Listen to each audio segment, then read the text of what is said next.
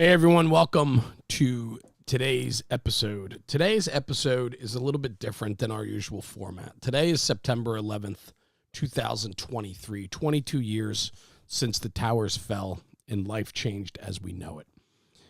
Today's conversation is going to be a breakup of a bunch of different segments. I called some friends of mine that I truly respect and love, people that have been on the podcast before with me, people that I can lean on, send a text to, or get a random phone call from, and catch up right from where we left off.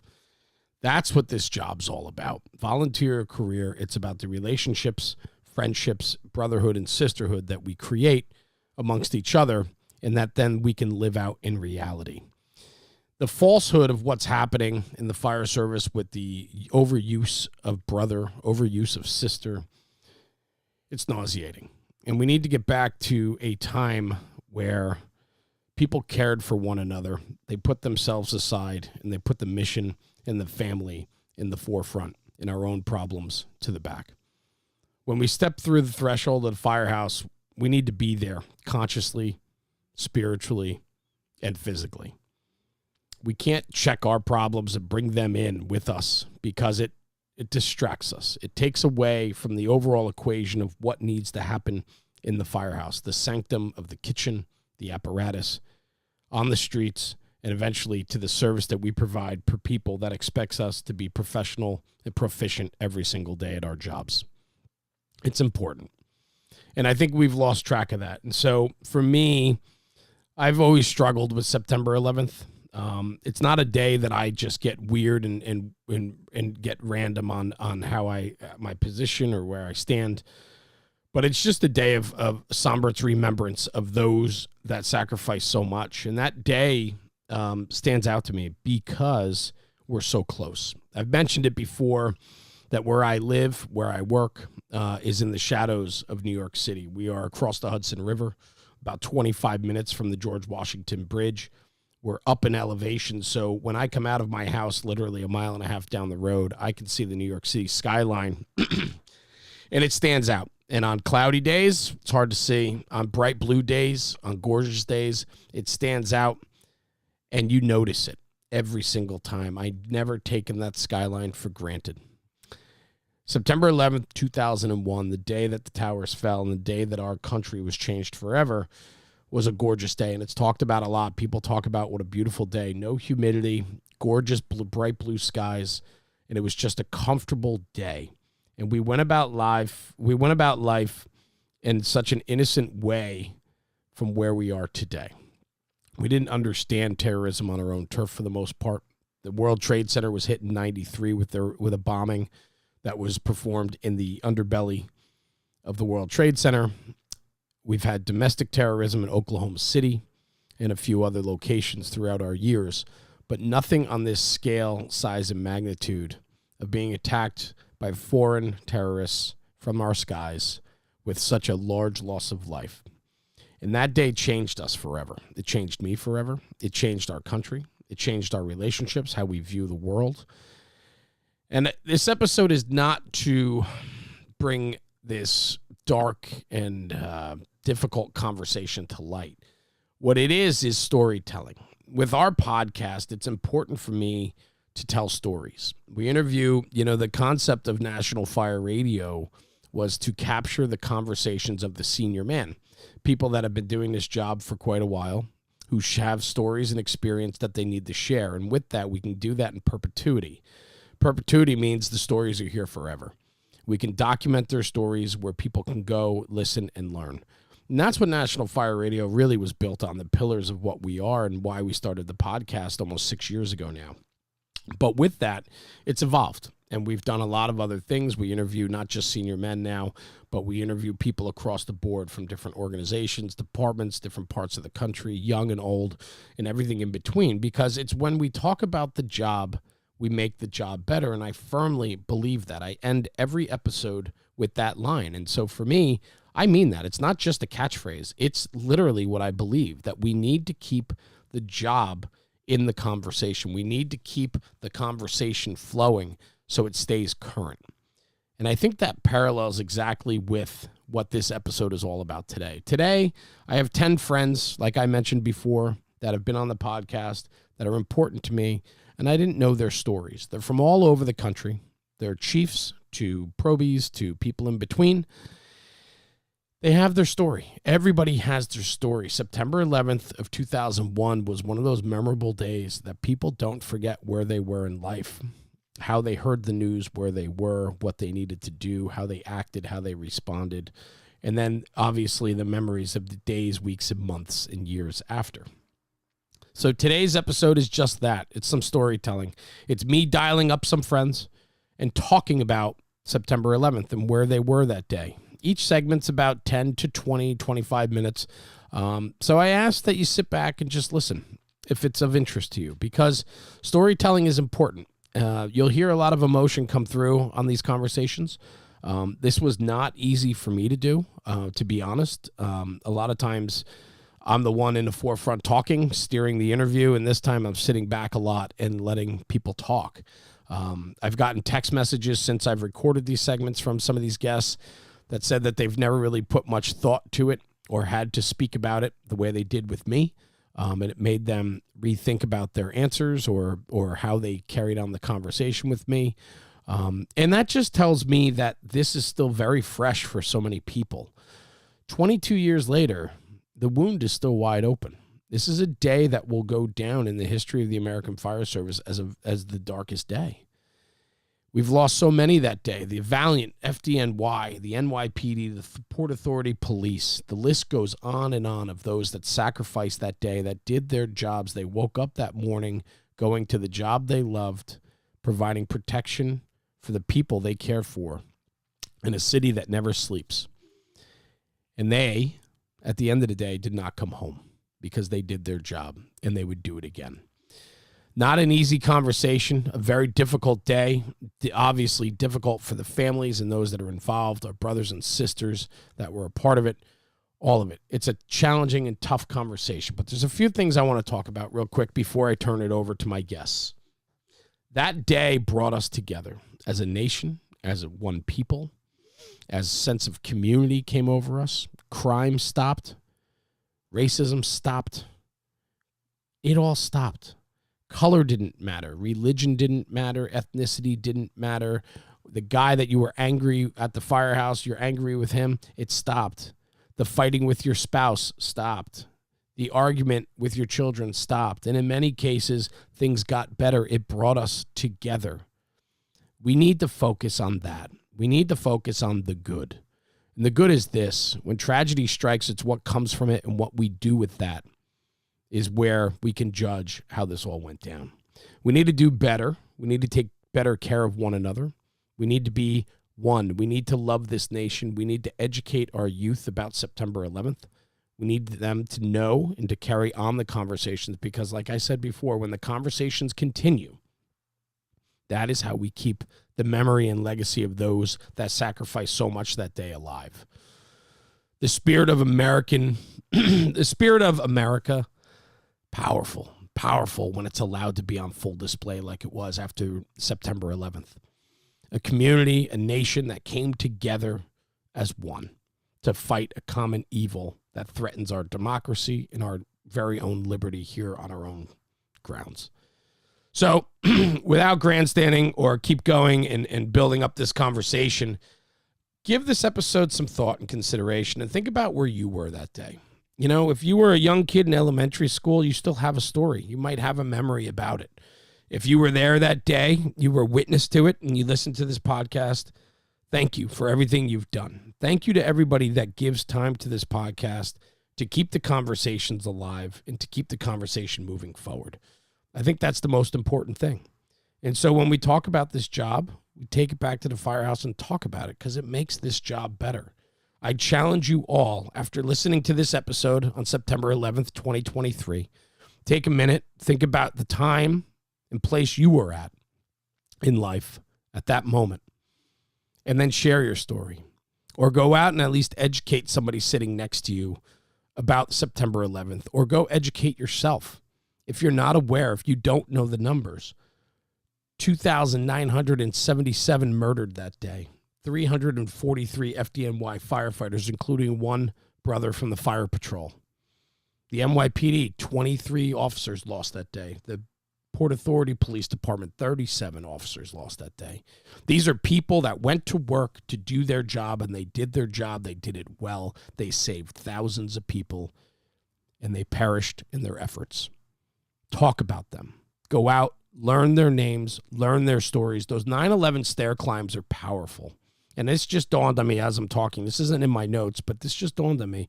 They hand out cards of the fallen. They hand out picture cards with the faces, names, and descriptions of those people on them. So when you do those 9/11 stair climbs, you're walking in honor of one of our fallen. What an incredible way.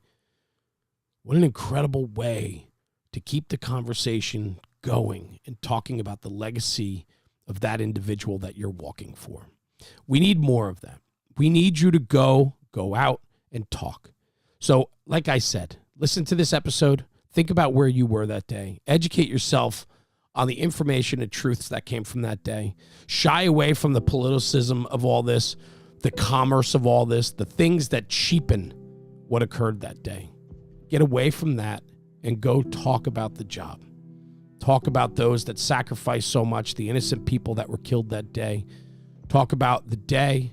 Talk about the days leading after it, the weeks, months, and years after it. And keep the memory of those alive that sacrificed so much on that fateful day in Lower Manhattan. So thanks for tuning in. And without further ado, please listen to some of my friends and their stories about where they were on September 11th. So my next guest that's joining me is somebody that I hold in very high regard in my world. I've gotten to know Dave Gallagher over the last several years. He is somebody that I call very randomly every couple months. I'll just pick up the phone and call. I've talked about that on the podcast before, where I like to once a week, at least once a week, if not more, I try to pick up the phone and just call a random person in my phone that I haven't talked to in quite a long time, just to say hello. It's better than a text. It's a 5-minute conversation, or it could turn into a 2-hour rant while I'm driving. But I enjoy those conversations, and Dave Gallagher is one of those guys. Dave is the OG, Old Man Gallagher, OG we call him. Very heavily rooted in the fire service. Retired out of Huber Heights, Illinois, or Ohio. He's going to kill me for that one. But he is a dear friend and somebody that is a mentor to many in the fire service. And I certainly regard him as a very important person to me. He's been on the podcast before, and frankly, he's just an absolute gentleman all the way around. So let me dial up Dave and get him on. I want to capture his story.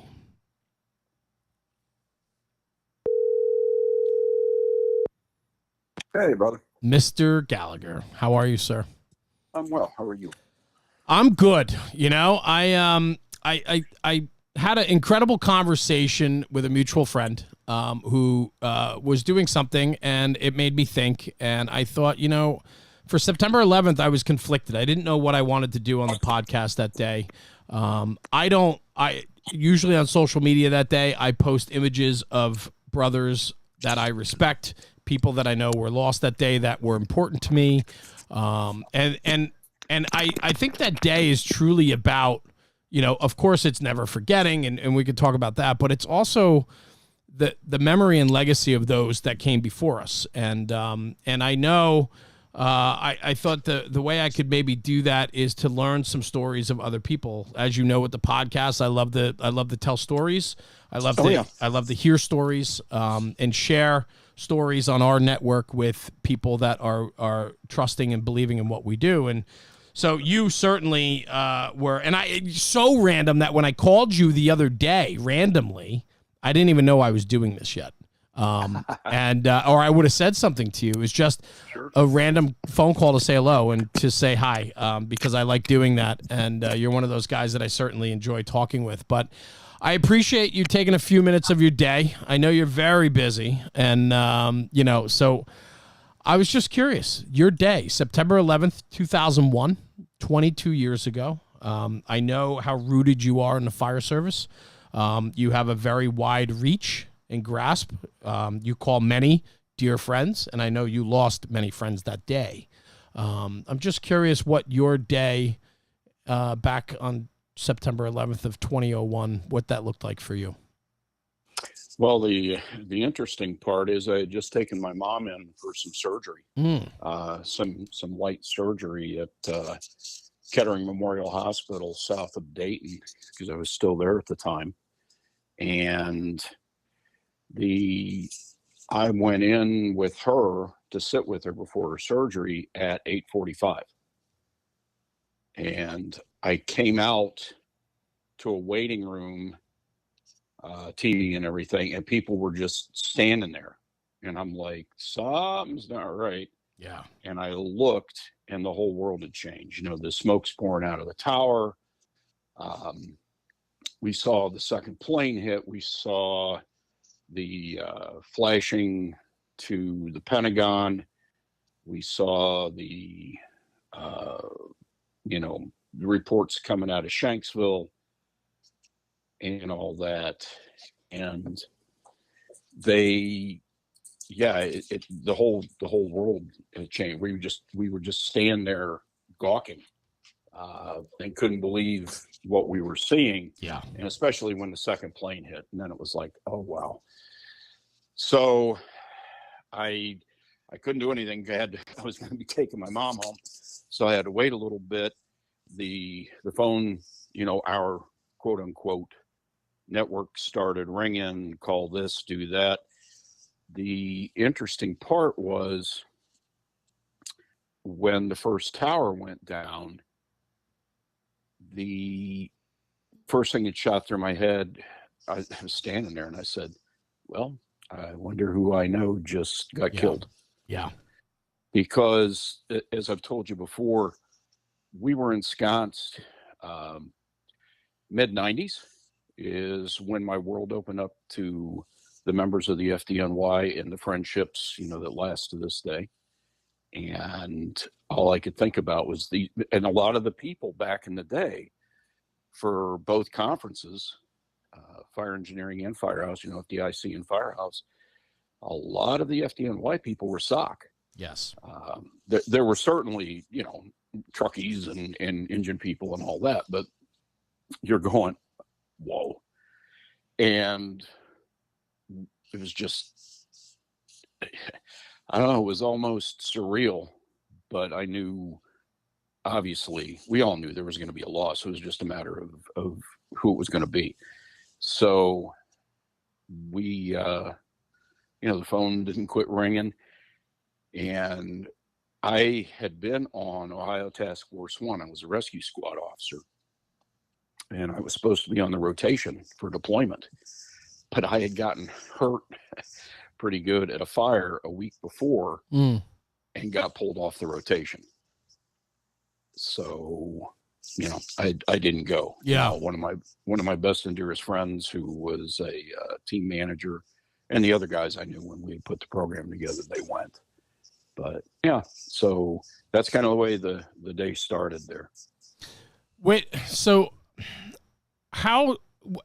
Obviously, your mother. I mean, you're in a very unique set of circumstances there, and so you're in a waiting room with complete strangers. What was burning inside you? Like, I know for so many guys just wanted to go to the firehouse. They wanted to be with their brothers and sisters. They needed to find a place where they could quietly watch and yet be in the company of I don't know, similar feelings. Like, I'm just curious. I mean, you hear so many stories of September 11th with strangers come together and nothing more than that tragedy existed that day. Like, nothing else happened.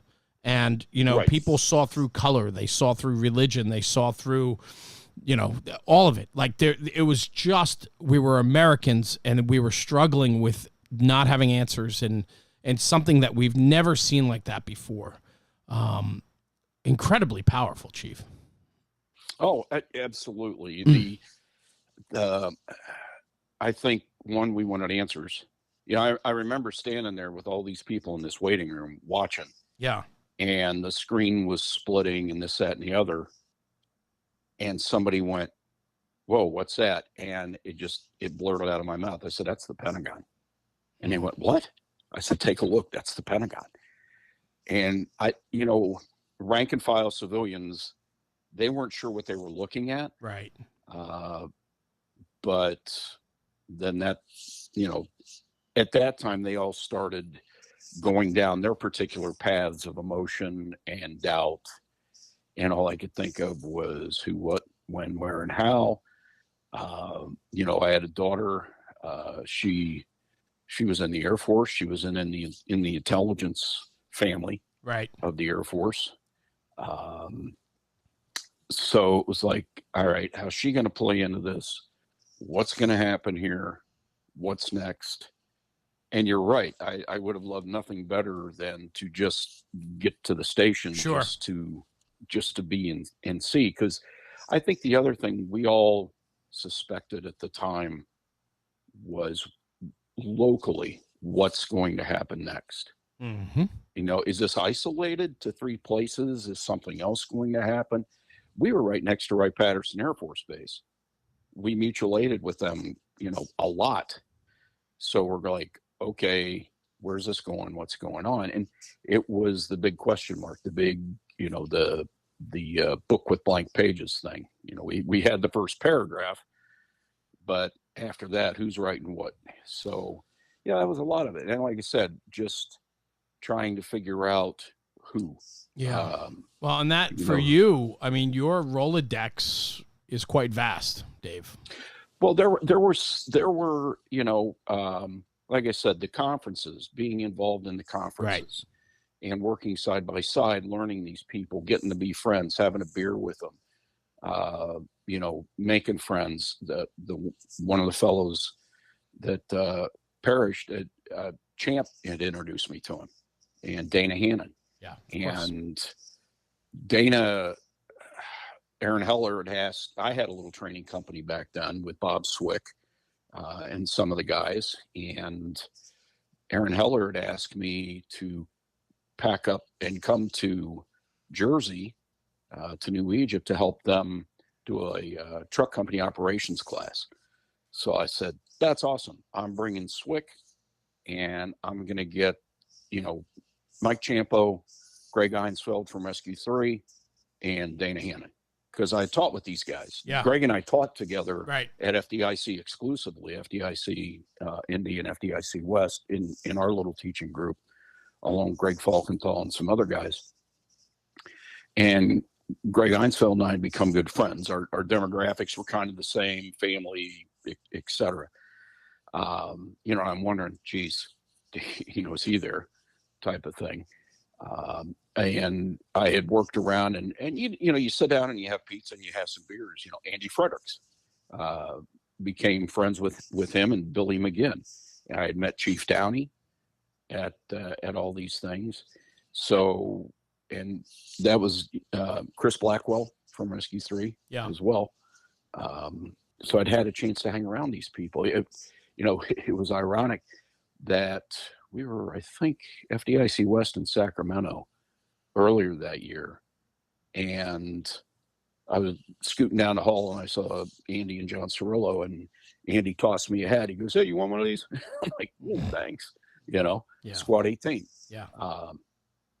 And they're by Harry Davis and Jerry Tracy and all these people that we got to know. Yeah. This extended family. So that, and then when Aaron asked me to bring the truck company, it was Dana and Champ and Greg. And that was the last time I saw Dana was August 18th. Wow. So just a couple weeks before. And he had just had proposed to his fiance. They were down in Australia, went up on the big bridge up there in the fire department. Yeah, Allison. Mm-hmm. Yep. I see her. I see her often. She's a friend. Terry and I don't see her enough, but when we do, it's always, we catch right up. She's a beautiful soul. You give her a hug for me. I will. We catch up on social media. Yeah. But the other part was that right after 9/11, probably 2 weeks. So I paid all these guys. I had my checking account for my training company. Dana's check was cashed He may have gone like Saturday or something, Right. and it was cashed on the morning of 9/11. Went into his account or whatever. Wow. And I still have that. You know, he endorsed it and everything. And that is with a sketch that Sue did for me at Dana. Gave it to me that Christmas. But yeah, it was far reaching. You know, I look at a lot of the people on the job today. Some of them, you know, just wouldn't remember, and others weren't even around yet. Well, that's it. So I mean, so the job huge. is getting younger and younger, Right. and we have a lot of people that were children when September 11th of 2001. I mean, it's 22 years ago, Dave. 22 years. Yeah, my friend Mike Mullen. I mean, he was my senior man. He was a task force leader for the task force.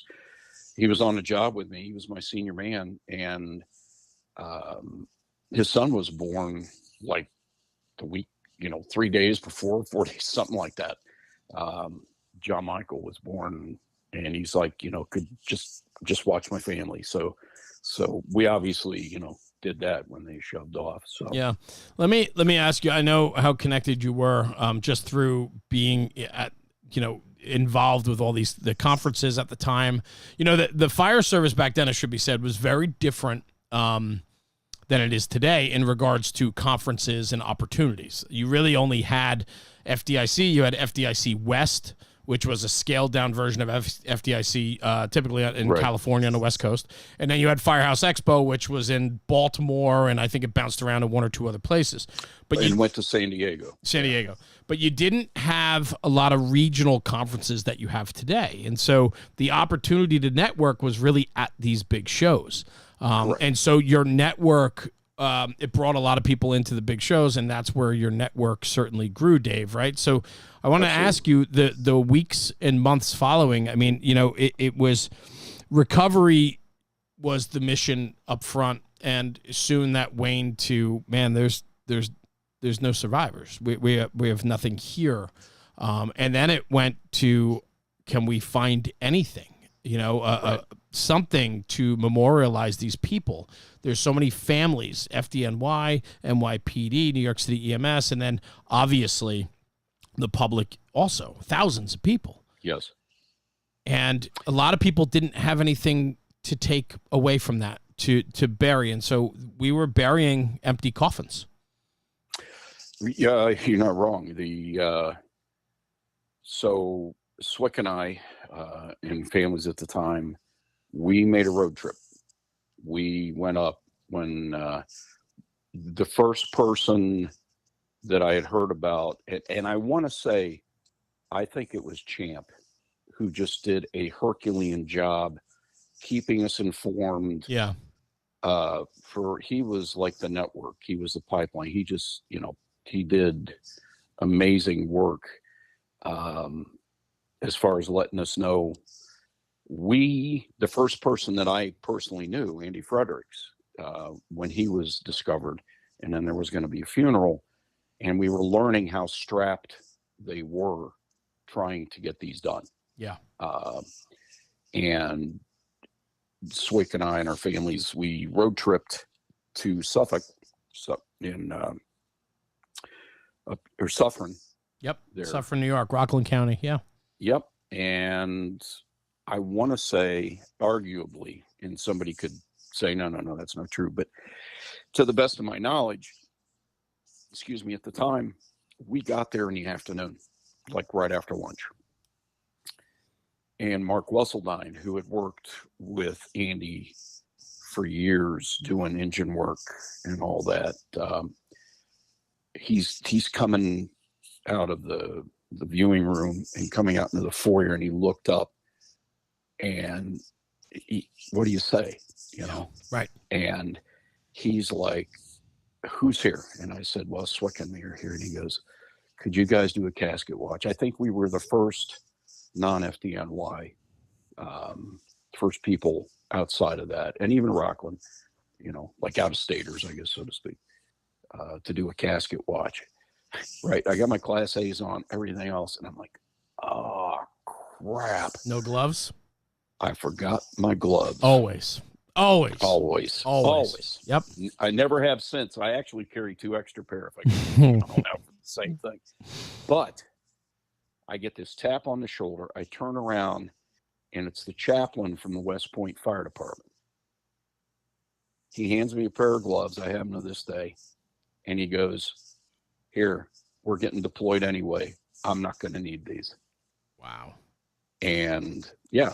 Wow. And I remember smacking a fool's pin into the lid, the burning globe, and yeah, and saw a lot of friends there and all that. But it was something. We tried to make some of the memorial services. I went to a memorial service, and is it Whitesville, New York? Could be. Where Not Chief Salk is from.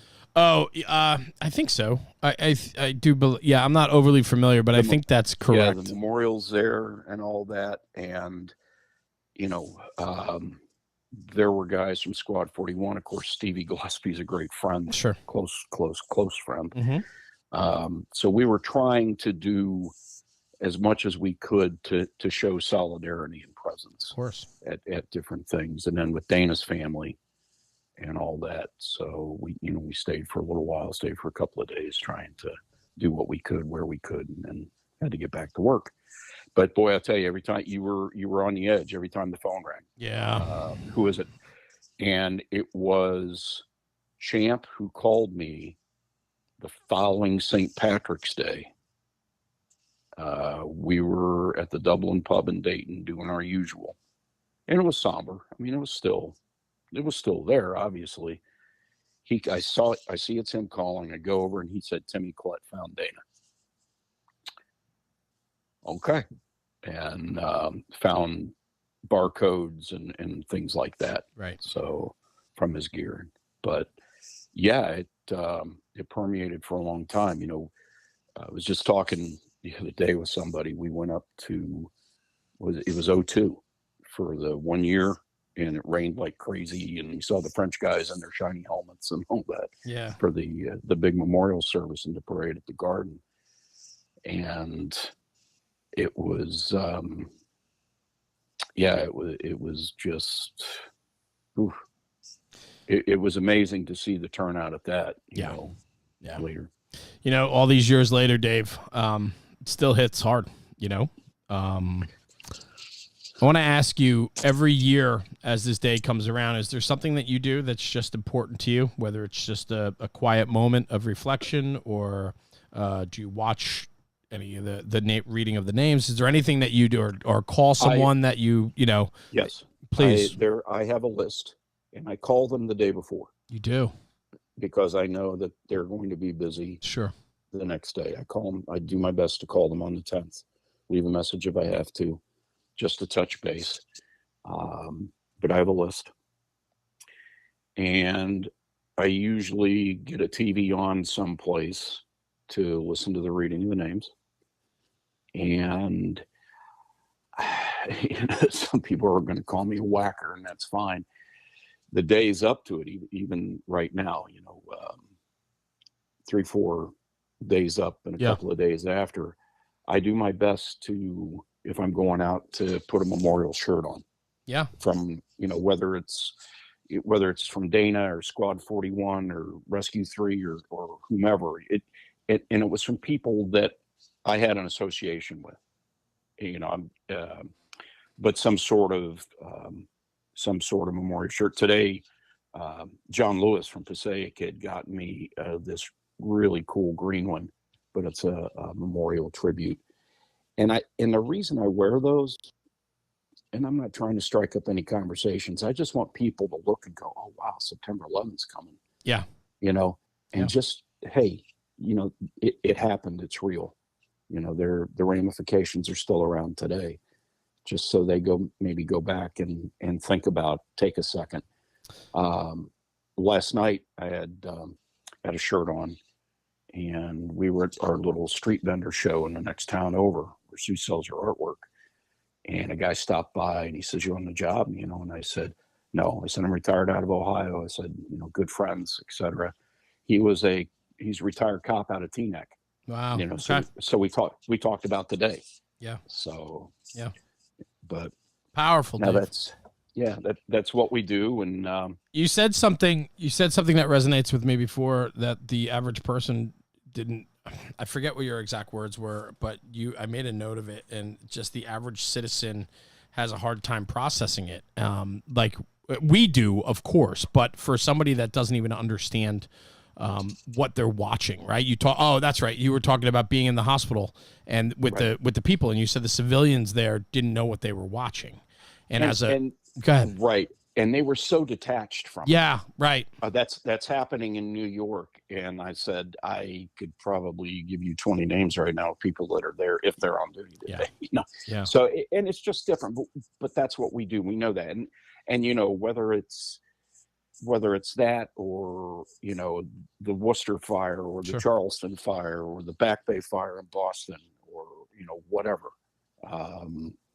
When we hear or see these, and especially now with today's social media and the immediacy, it, you know, yeah. I mean, some of the chat groups you and I are on, how fast does that travel? Oh, of course. Absolutely. And I was going to say, and the reason why I was saying that too, just to back up what you're saying, is that 22 years later, most people have forgotten. You know, it's a chapter in the history book, but for us, for the people that listen to this podcast, right? For you and I and the others that I've asked to join me here, it's a scar that is a wound that constantly is reopened. And I say that in a way that I don't fault the public. We're just connected very differently to the tragedy of that day. And I think we need to do a better job. And if wearing a t-shirt for the week before and a week after, you're doing a small part in educating the public, Dave, then bravo, man. You keep wearing those shirts and you keep telling everybody a story, or remind them about the sacrifice that occurred that day and the legacy that has come from that for our fallen, and even for our American citizens that fell that day, and what that did to our country. It is an important chapter that needs to be discussed, and we can't just make it a chapter in the history book. Right. And we were talking to somebody the other night, and he had been involved in the financial world. Yeah. And 27 people that he had worked with perished in the one tower. Yeah. You know, so it permeates. I think for, you know, like you said, civilian, PAPD, NYPD, the EMS, fire, the people that were there and were lost and continue to lose. That number is attached by a visceral reality, not a observation reality. Yes. I guess I should say. Yeah. You know, these people were directly players in it, and their families, and on so down the line, and that's just by association, so to speak. I remember a couple people calling when they finally got home. You know, I would talk to their wives or whatever and say, I know they got, you know, hey, I'm way down the list. If they need to talk, sure, you know where I am. And a couple did. One of them I spent 3 hours on the phone with, and I don't think, if we said 12 words in 3 hours, right, because he lost his whole, you know, 2/3 of his company. Yeah. But if that's something we could do to help, then, you know, that's why they call it the brotherhood. But yeah, you know, well, thank you. Those who were directly involved,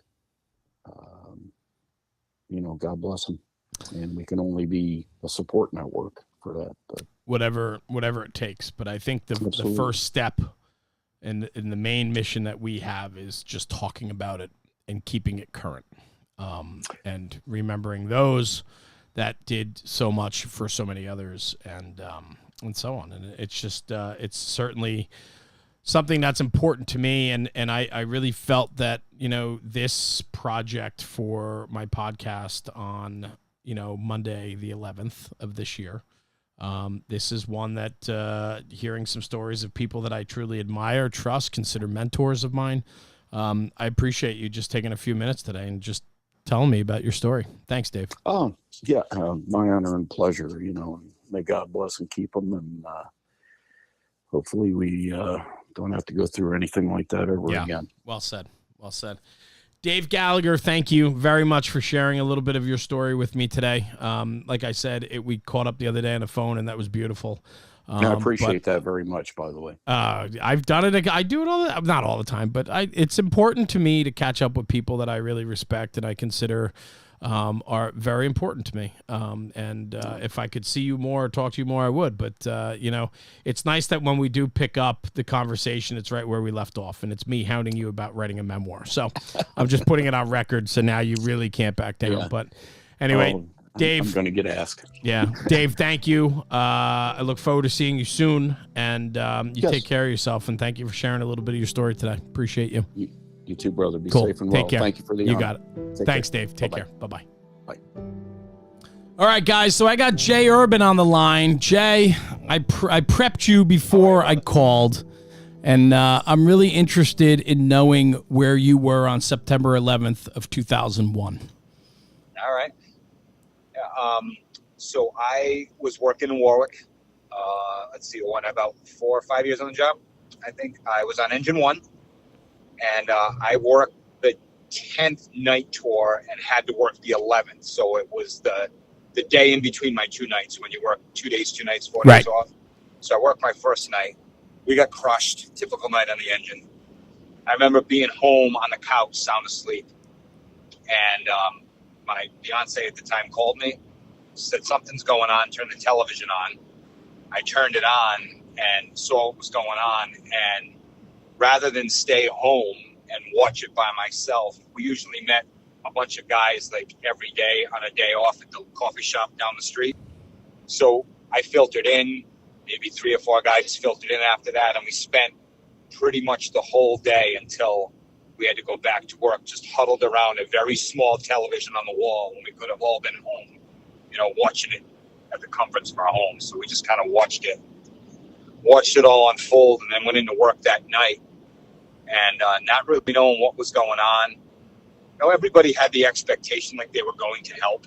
Yeah. Everybody had that feeling, especially in the Northeast.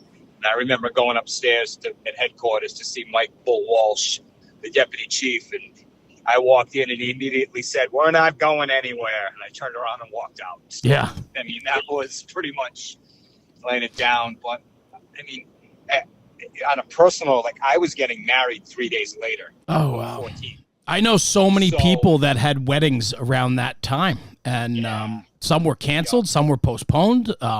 Crazy times, yeah. We ended up pulling it off, but a few bridesmaids couldn't fly in. We obviously didn't have a honeymoon. Yeah. Everything got canceled. I mean, everything was last minute, so we ended up pulling it off. But it was and here I am thinking that I'm the fireman.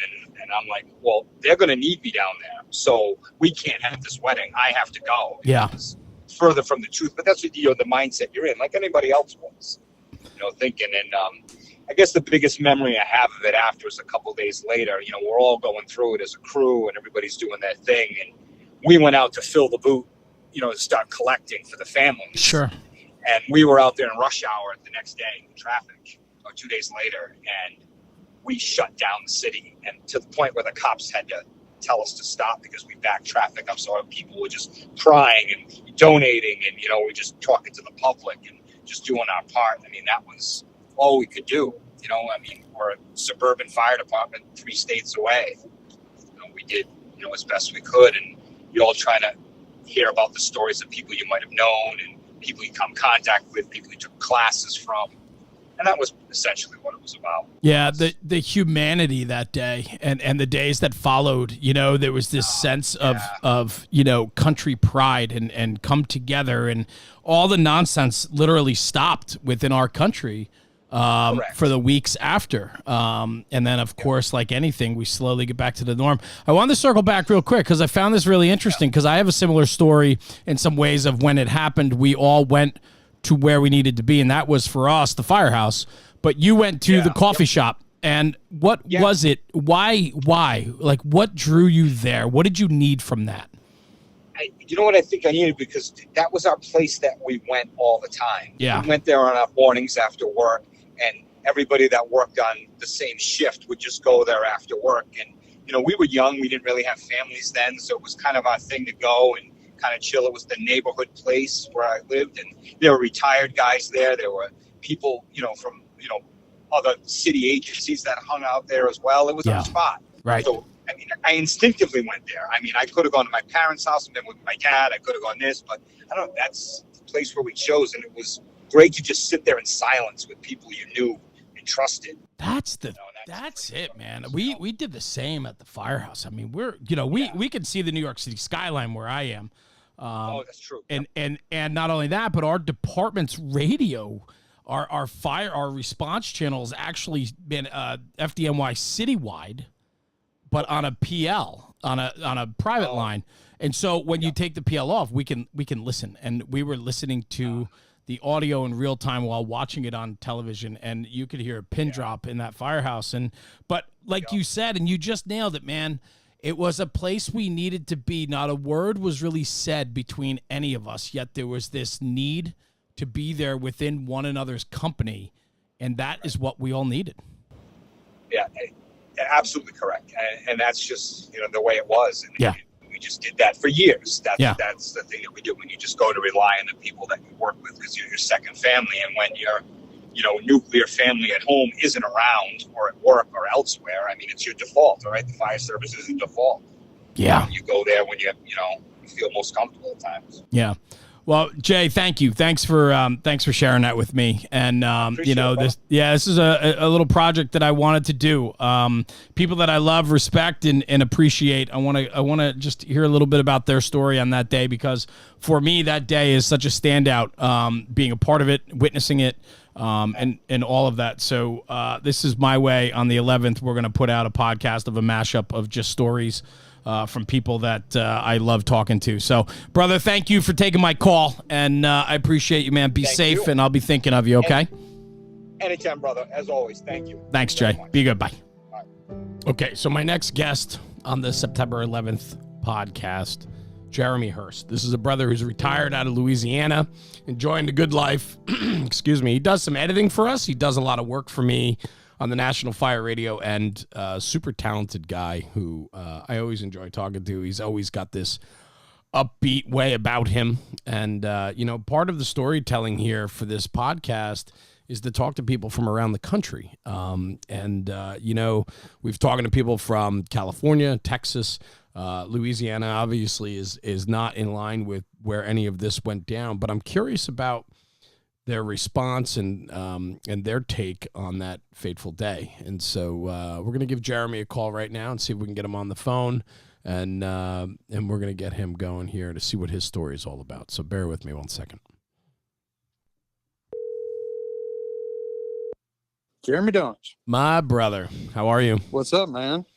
Well, you're being recorded, so don't say anything you don't want to say. But you knew that. But listen, man, this is a little bit of a project I'm doing. So right before I called you, I do a little intro on who I'm talking to, and then I say, hey, I'm going to dial them up. So just so you know how this all looks. But I mentioned that you've been doing some work for us, and you're super talented, and I appreciate it. You were on the podcast very long ago. Right. Do you even know when that was? How long ago was that?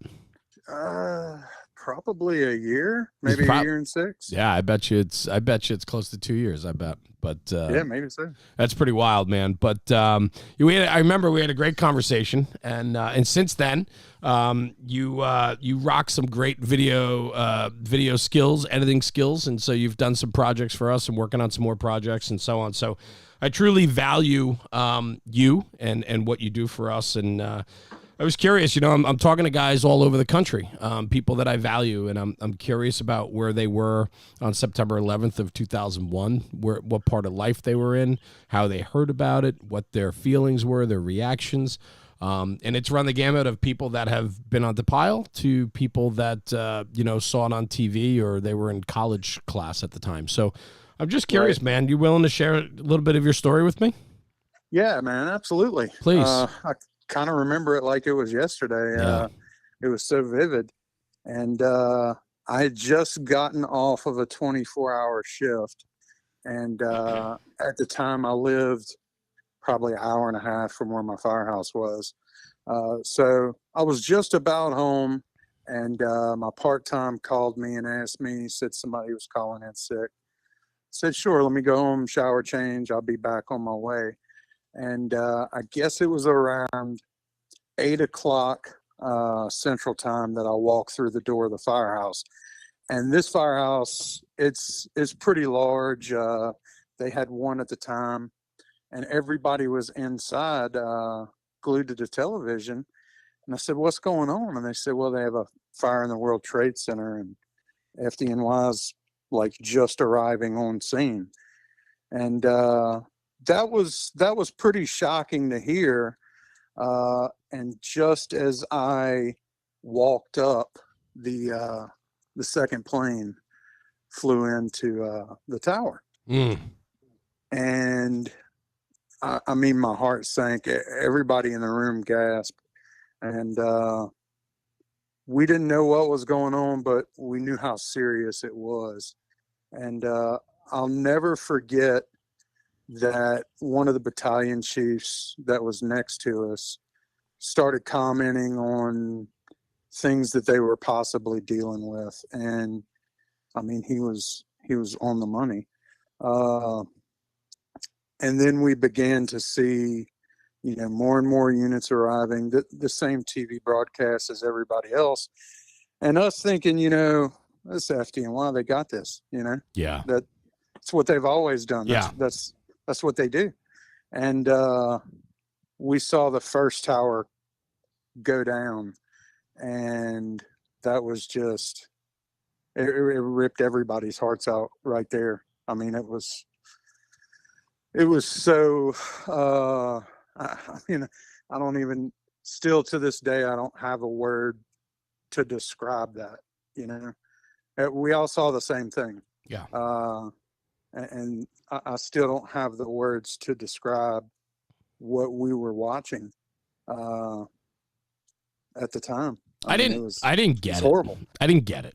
I didn't get the whole thing, and we were involved, and it was so hard for me, one, to comprehend that it was terrorism from the beginning. I just, my innocent heart was like, it didn't even dawn on me until somebody said it, and then I was like, oh my God, it makes sense. And then I never thought the buildings could fall. I just didn't. Yeah. I just never, you got to think that there's a few iconic symbols of New York City, which they say is the gateway to America, right? And when you think about New York City, you think about the Empire State Building. At the time, you think about the Statue of Liberty, and then you think about the World Trade Center. Those are three iconic symbols of capitalism and freedom and liberty and all of that. And every movie that I've ever seen in the 80s and 90s and before, right? Comedies, dramas, when they take place in New York City, they always open with a shot of the Twin Towers. Yeah. And so it's this iconic thing, and never did it dawn on me while we were watching this unfold, would one of those buildings be able to collapse, let alone both of them. No, it was the furthest thing from your mind, because initially when I saw it, and I think was it Tower 2 that was hit first? I believe, you saw this hole, you saw the fire, and being from where I was at, watching this on television, transpire, you didn't get a real grasp of what you were looking at. Yeah. For somebody who's never been there, I'm from Baton Rouge. Yeah. I had never been to New York City at the time. And so we fast forward to a year later, they also postponed the National Fallen Firefighters Memorial that year. And they did it the year after. And since then, we had met a few men and women from FDNY and the PAPD, kind of just coming down to an LSU football game and being recognized and things like that. And so when we went back up for the memorial service, we also went to visit them at their firehouses, and the PAPD personnel kind of escorted us around the site. And we got to go down, it was a construction event at that point, but still had no grasp of what we were looking at. And we were standing down in part of the construction. And I want to say we were 11 stories down. I could be wrong. Yeah. But I looked up and I said, do we need hard hats or anything like that to be in the areas that we're in? He said, no, don't worry about it. We're not going to any dangerous spot. And I said, well, there's a giant pipe up there. It's got water spewing out of it. He said, it's not a pipe. That's a subway. Wow. And it was so far above us, it just kind of put into scope. And I immediately at that point remember walking through the door of the firehouse and seeing a hole in Tower 2 and somebody saying, yeah, somebody flew a plane into it. Can you believe that? And I was like, man, what's a little plane? I had no idea how large. I get it. It was. It was hard to, you're right. You're absolutely right. As I'm sitting here thinking about this, you think about the scale. It's hard to measure scale in actuality when you're watching it on a TV screen. Right. Yeah. Right. Yeah. But you knew, what was going on. We weren't thinking anything about terrorism until you saw that second plane fly in. Right. And like, man, that's not an accident. That it just doesn't happen that way. And then the calls, of another plane going down, and then the Pentagon being targeted, and it all started to come together. And I still don't have words to describe that. But I can say that, throughout my career, from that point moving forward, and I just retired a couple of years ago, every member that I have met, from the FDNY and PAPD are just next level, higher caliber person, like just without the fire department and all of that. These are just some great men and women that I was lucky enough to meet. And, it was just, you still can't believe it happened to this day. Yeah, I'm with you for sure. I'm curious about, I'm talking to guys from all over the country, and, the impact obviously is different from where you are and, in Louisiana where you are. I'm just curious, being a little bit disconnected, you were seeing this just through media, and that's all you had, right? And so, right. And then the storytelling that comes out of that and so on. I mean, what did you have that sense when you heard, I mean, you told your story a little bit there, but you needed to be at the firehouse, like you needed to be around? Because I know a lot of the conversation I've had with people is when something like this happens, they immediately think they need to be at the firehouse or at a place where they're with people that they need to surround themselves with. And a lot of time, like nothing's being spoken, but we're all in the same room together, watching it together. And that's what's most important. Yeah. And that's exactly what happened for us. We have Exxon, a pretty large facility here in Baton Rouge. And a lot of people were just waiting on the other shoe to drop. Like, okay, these things are happening there. What about here? Yeah. And everybody kind of went into that mode.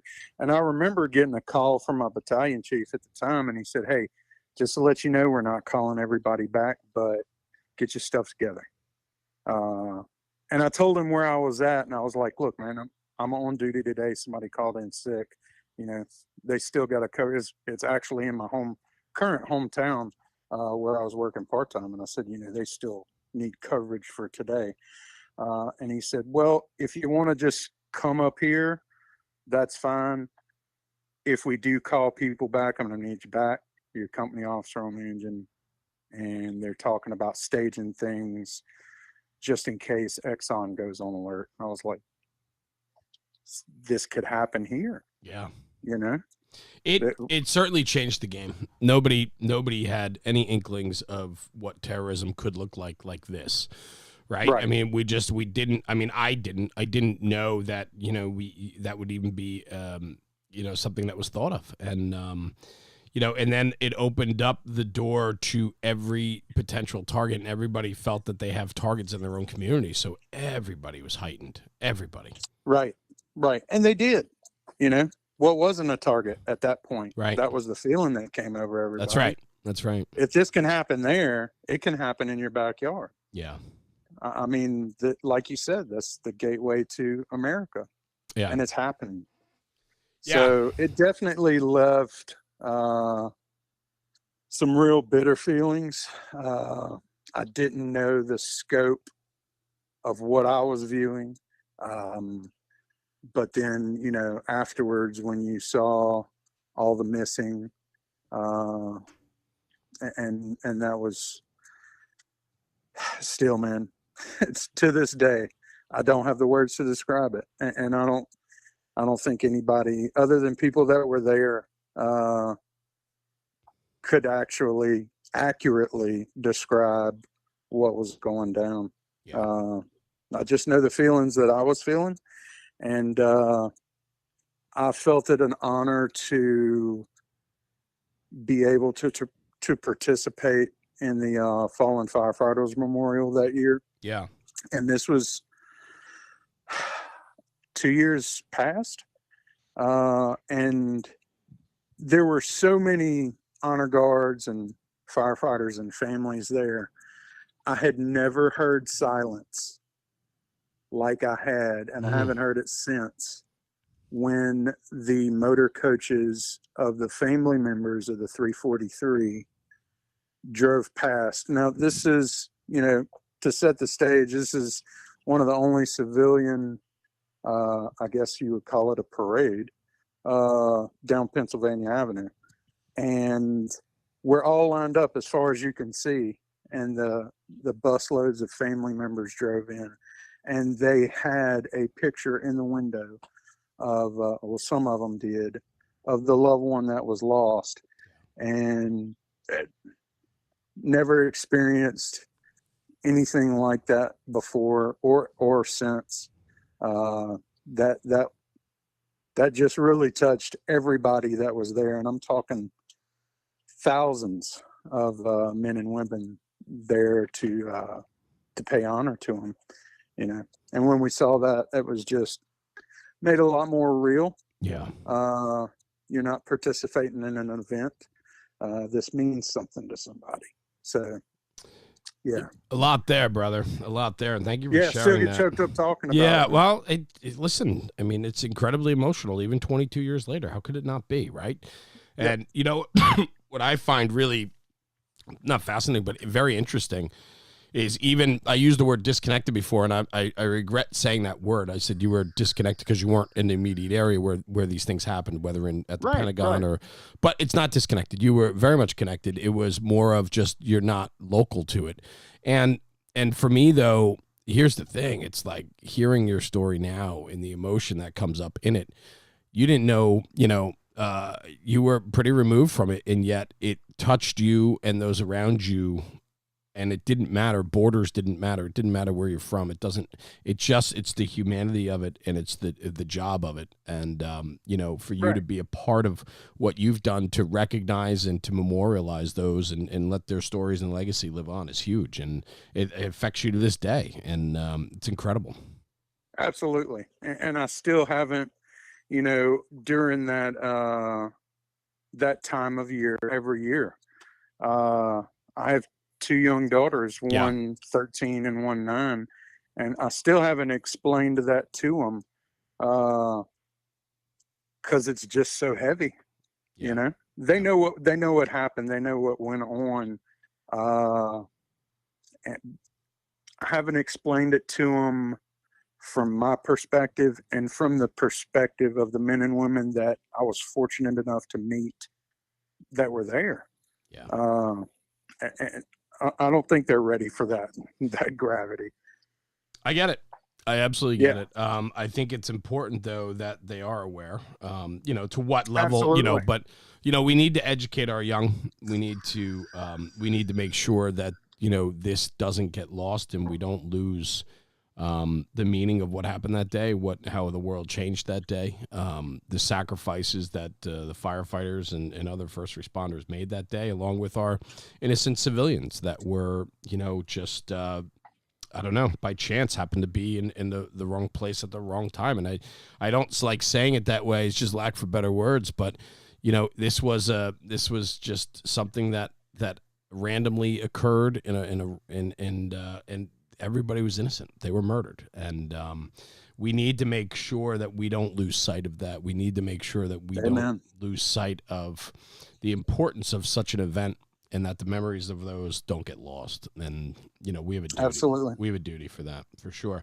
I want to ask you one more question before I cut you free. I know it's college football Saturday and you got to get running. Yeah. Is there something that you do each year on September 11th that is just you find yourself every year, whether it's taking a moment of silence or a quick prayer, or you make a phone call and call a buddy that you haven't talked to in a while? Like, is there something, or just attending a memorial service? Is there anything you do on September 11th? Are you in a particular mood that day? Is there something that you need for yourself that day? I'm just curious. Yeah, it's usually the night before. And every year since then, I don't get into, all of these posts that are extremely wordy and my viewpoint. Every year on that morning, I just post a list of names and I read it every year. Some of them I know their faces. Most of them I don't. But no explanation needed. It's just a list of names, and that's something that should be remembered for forever, Yeah. And it's a list of the 343. And there's nothing that needs to be said, I do. I think about, I've been asking a lot of the guys that are doing this podcast with me that question at the end. And, it ranges. It's all over. One guy calls a guy that he was with that day. They don't really talk anymore, but every year they connect on that day.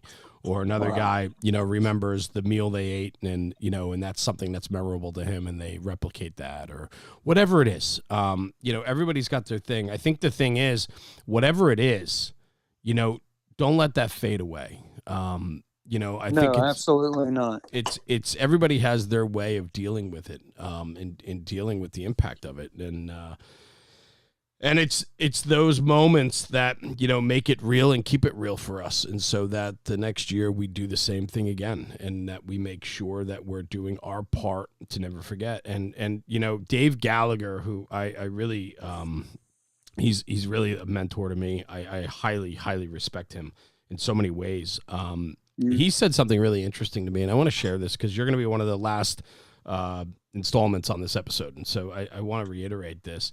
He talks about the week before and the week after September 11th, he wears a T-shirt, a memorial T-shirt that he has. He's got, like all of us, we have so many T-shirts, and part of the thing is in the fire service, like, oh, you just a T-shirt guy? You're there for the T-shirt, right? But the thing is this, the T-shirt does a couple things, and he mentioned this to me, and it really resonated with me. And I actually thought about it for a long time last night, because I have a lot of my memorial T-shirts have been bound onto boards, and they're put on my wall, and they're actually a sound absorbing part of my studio. And I'm looking at them right now, and I have a ton of September 11th shirts on my wall. And, for me, it's a way for me every single time I walk into my recording studio, my office, it's on the wall, and it's a reminder every single day I look at it. And it's a reminder for me. But Dave talks about wearing it, and he goes, and every once in a while, every year or every other year or something, somebody will come up and say something about his shirt, or it starts a conversation. Hey, you a fireman? You on the job? It's a way to keep the conversation going and making people aware that September 11th is still a wide open wound for so many. And I think, and we can't fault civilians, and we can't fault the public for forgetting. They're not involved like we are. They And so it's hard. It's hard. We can point blame and say they need to do better, but we need to do better at educating and keeping that conversation alive and going. And if wearing one of those, T-shirts that you purchased 20 years ago, 21 years ago, after September 11th, and you still have one, maybe put it on and be proud of it, and talk about the individual that shirt represents, or talk to your postman, the guy at the ice cream shop, or the guy at your cleaners about it if it comes up in conversation, and take a minute and talk about September 11th, because that matters.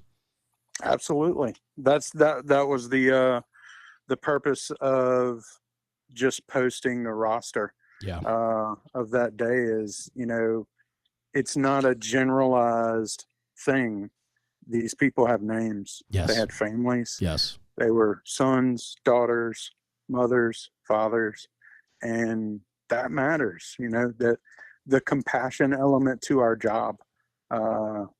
You can be the best firefighter in the world if you don't have that compassion for your fellow man and what they're going through. You're missing something. And so you're right. That does, start some conversations, and I think those are good conversations that needs to be talked about. Yeah, for sure. Jeremy Hurst, thank you, brother. Thank you for joining me for a few minutes today on the podcast, and just hearing your story and sharing your story about September 11th. I appreciate you. Thank you for all you do for me and your friendship. Thank you, brother. Hopefully in a few weeks when I'm down your way, we can cross paths. It'd be nice to see you. Absolutely. We'll have a great time. Good, buddy. Enjoy your day. Go LSU. I'll see you later. All right. You too. Take Go care, Tigers. buddy. See ya. Bye. Bye. So my next guest on the September 11th episode is District Chief Joe Minahan out of the Boston Fire Department, a decorated firefighter, a man that shared an episode with me a while back, which was just an incredible conversation, a very powerful conversation. And so I value Joe. I value his candidness and his friendship. So I wanted to hear his story. So join me.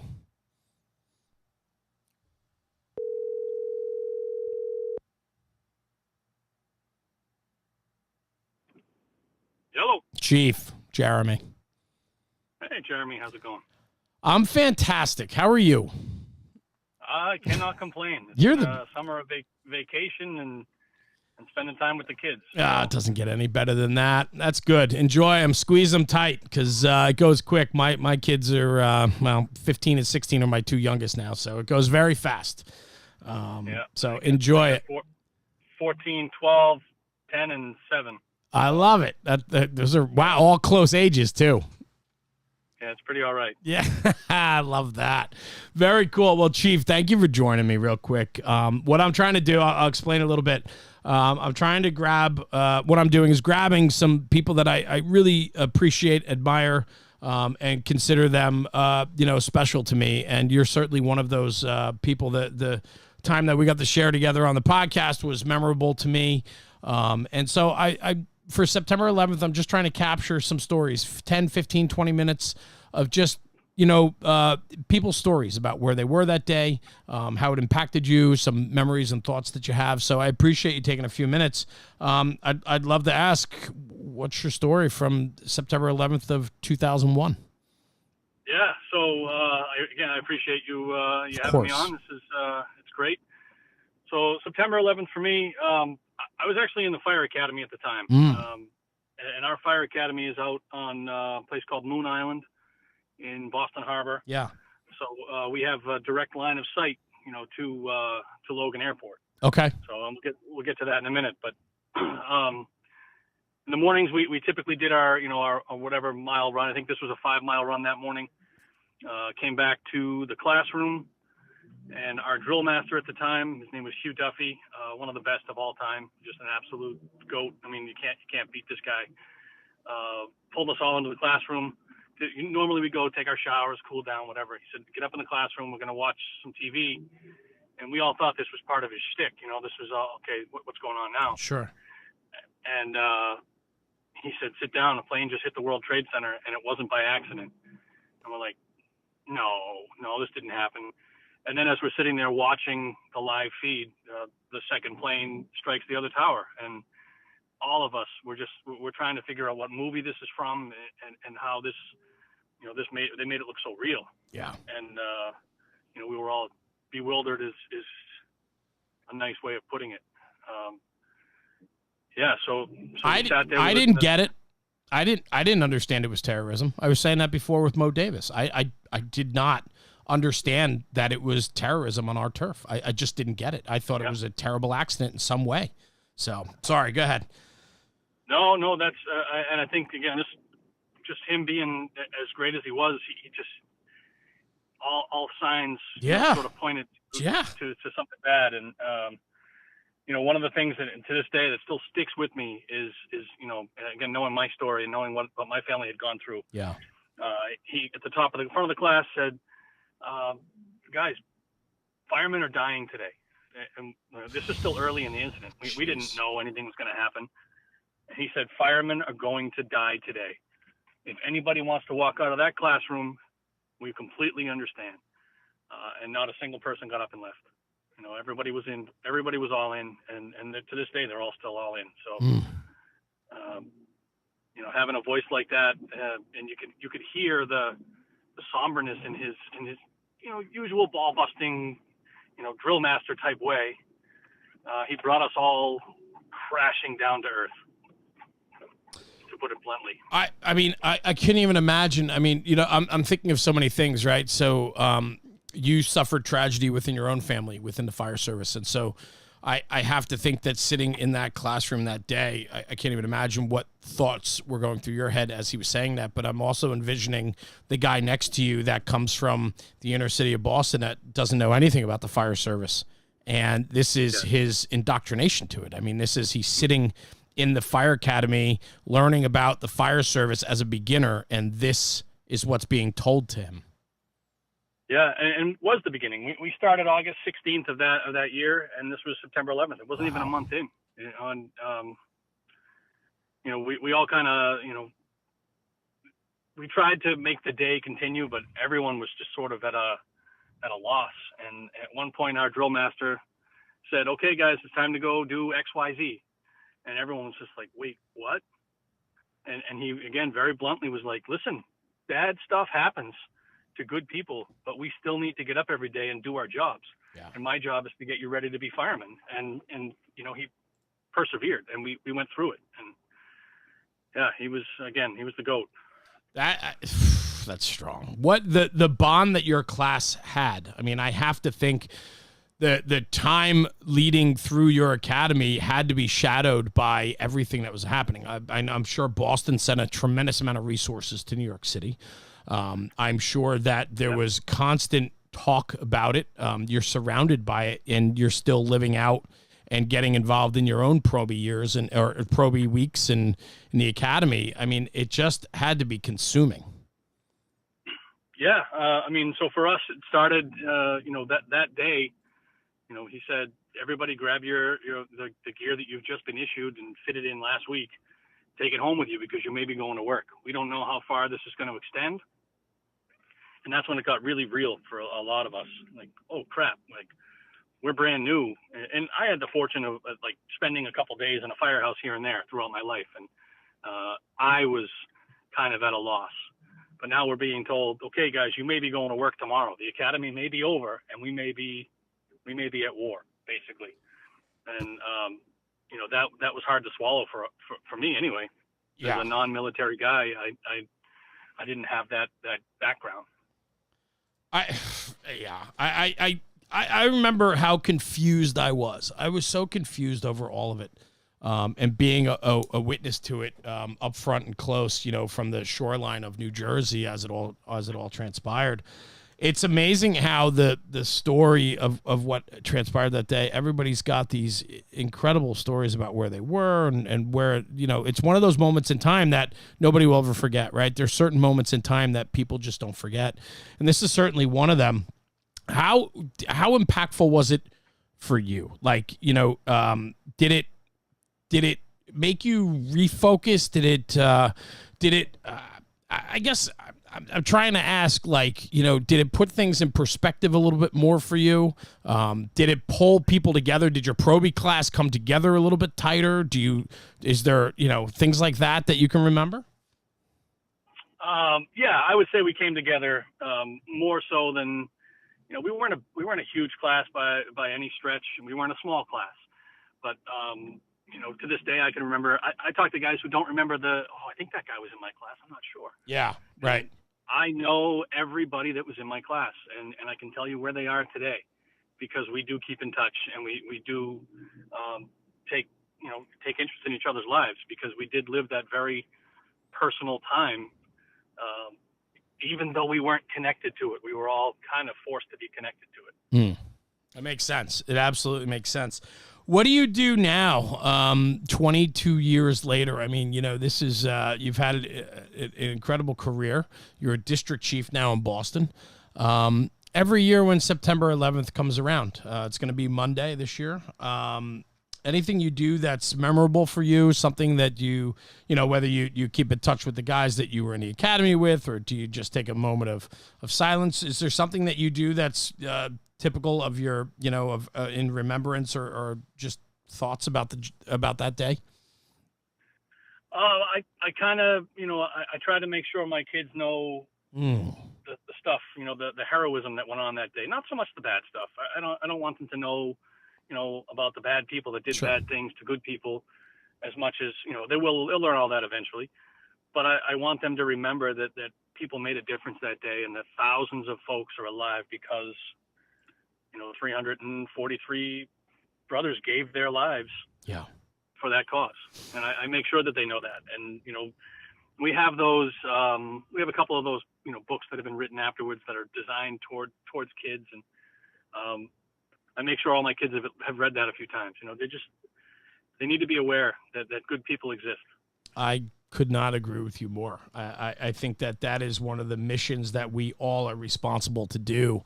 And the fact that, like, when I talk to my kids, I mean, I go to the same ceremony every September 11th, which is a potluck dinner in Wyckoff, New Jersey. And I go every year, and I think I've missed twice since September 11th of 2001. And the one was because my kids were starting in a new school, and it was back to school night. And I felt that I had to go for my kids, even though I was really, literally torn up about missing that dinner and that ceremony, because it means so much to me and what it represents. And somebody that was Dana Hannon, who was lost that day.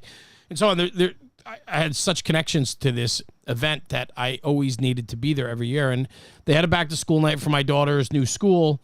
I had to go, and I was really upset about it. My wife knew I was really torn, but I felt that I needed to be there for my daughter, all these things. Fast forward, the principal sees me, and he knew who I was, and he comes up and he says, "Hey, Mr. Donch." He puts his hand out, shake my hand, and I shook his hand, and I pulled him in very close to me. I literally grabbed his hand in a handshake and pulled him in close. And I'm probably standing 6 inches from his face. And I go, "Listen, tonight's September 11th. I'm not sure why you or the school board chose to do this on tonight." I go, "But you're making myself and my kids miss a ceremony that is important to my family. And I had to choose my children over the memory of 9/11. And I go, "This is wrong." I said, "The school needs to respect this day. The school needs to do better." And he looked at me and he didn't know what to say. And he almost like, not welled up, but he knew, he felt the power of that conversation when I said that to him. And he looked at me and he said, he's like, "Mr. Donch, I'm sorry, just scheduling and this and that." I said, I don't care about scheduling. I said, "We need to do a better job. We cannot forget. Never forget means never forget." I didn't say that to him, but I said, we can't forget. We can't forget. And with that, I let him go, and he backed up and ran away. Well, and I was upset. I was upset and I was angry because people in that room that night forgot all about it. Well, that's it, right? We talk about never forget, never forget, never forget. And then, 2 weeks after, and this isn't just 9/11, but 2 weeks after a tragic event, everybody forgets. Life moves on. And, some right, wrong, and different. I mean, we may need to accept that sometimes that happens, but sure. I refuse to let my kids forget. They weren't even there. So, how can they they can't remember, but it's ingrained in their heads. And if I say what happened on September 11th, they know, right? Yeah. My 9-year-old boy can tell me what happened because he's heard the stories. And he should. Every 9-year-old should know what happened that day and the heroism that was performed. And not only that, but Chief, I think one of the biggest things that came out of that was the weeks that followed. There was nothing happening within our communities. There was no division. There was no divisiveness. This was everyone came together. Every color, every race, every ethnicity. Crime stopped. All of it. We came together as one in a commonality of tragedy. And I'll tell you, man, it was certainly a memorable time, and so on. And I just I don't know. I really appreciate you though sharing that. I didn't know you were in the academy at the time. That's pretty interesting. That's an interesting story for sure. And that's funny. We talk about the weeks and stuff that follow, right? The Logan Airport. Yes. Oh, that's right. You mentioned that. Yes. Was shut down, right? There wasn't a plane taking off. Well, one of the planes involved left from Logan, did it not? I believe. Correct. Yeah. Yep, exactly. So the day that Logan opened up again, right? We were in the middle of, we were doing what we called up and overs, where you climb up a ladder, across a roof ladder, down the ladder, and then onto another ladder. And all of a sudden we hear this plane take off, and everybody stopped, including the drill master and all the instructors, and we all just kind of looked at the sky like we had never seen an airplane before. Wild. Because we hadn't realized how quiet things had been until the plane took off. And you go, oh my God, like this is the first plane. We're witnessing, in a sense, we're witnessing a little bit of history. This is the first time a plane has taken off post 9/11 from Logan Airport, and we all watched it. And it was like a bunch of kids who had never seen, an airplane take off before, just stop and stare. You're 100% right. I didn't even think of that. My wife talks a lot about the fighter jets because of where we are. The fighter jets were circling Manhattan, and they were going up and down the Hudson River, come around the south bend of Manhattan Island. They'd go up the East River, come around the Bronx, and they would just circle. They were circling and circling.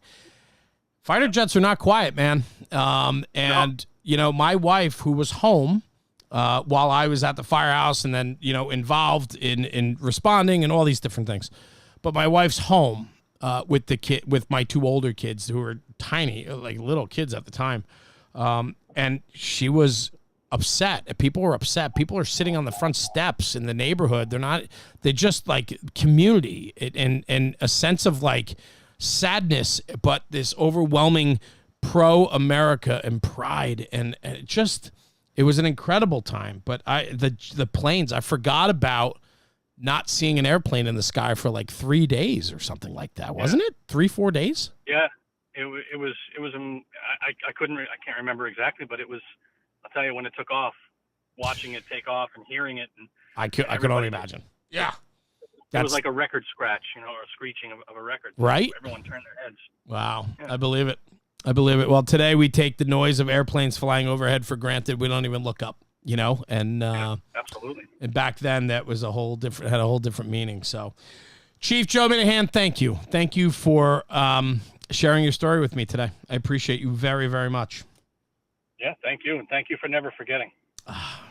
Yeah, we can't. We have one job, and that is to remember those that have come before and have set the stage for us. And if we can do anything, it's never forgetting, so we can give them the gratitude and legacy that they deserve. So, Chief, thank you for joining me, man. I appreciate you as always. Have a wonderful weekend, and it was good catching up with you for a few minutes. All right. Thank you, sir. Cool. Thanks, Chief. Talk to you soon. Bye-bye. Okay, so my next guest on the 9/11 special, September 11th, 2001 special on the podcast, Cameron Gangbin, a captain in Napa, California with CAL FIRE. I met him on an absolute chance encounter while Terry and I were touring Napa Valley for a few days. An absolute gentleman, somebody that I very much highly regard as a good, solid person, an aggressive great boss and firefighter, and he's always smiling, living that California BMX lifestyle. I love this guy, and I'm excited to talk with him. So let's see if we can capture Cameron's story.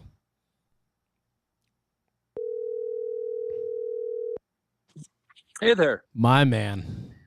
Hey, buddy. It's so good to connect with you. Ran your episode, a replay episode the other day. Did you see that, by the way? Yeah.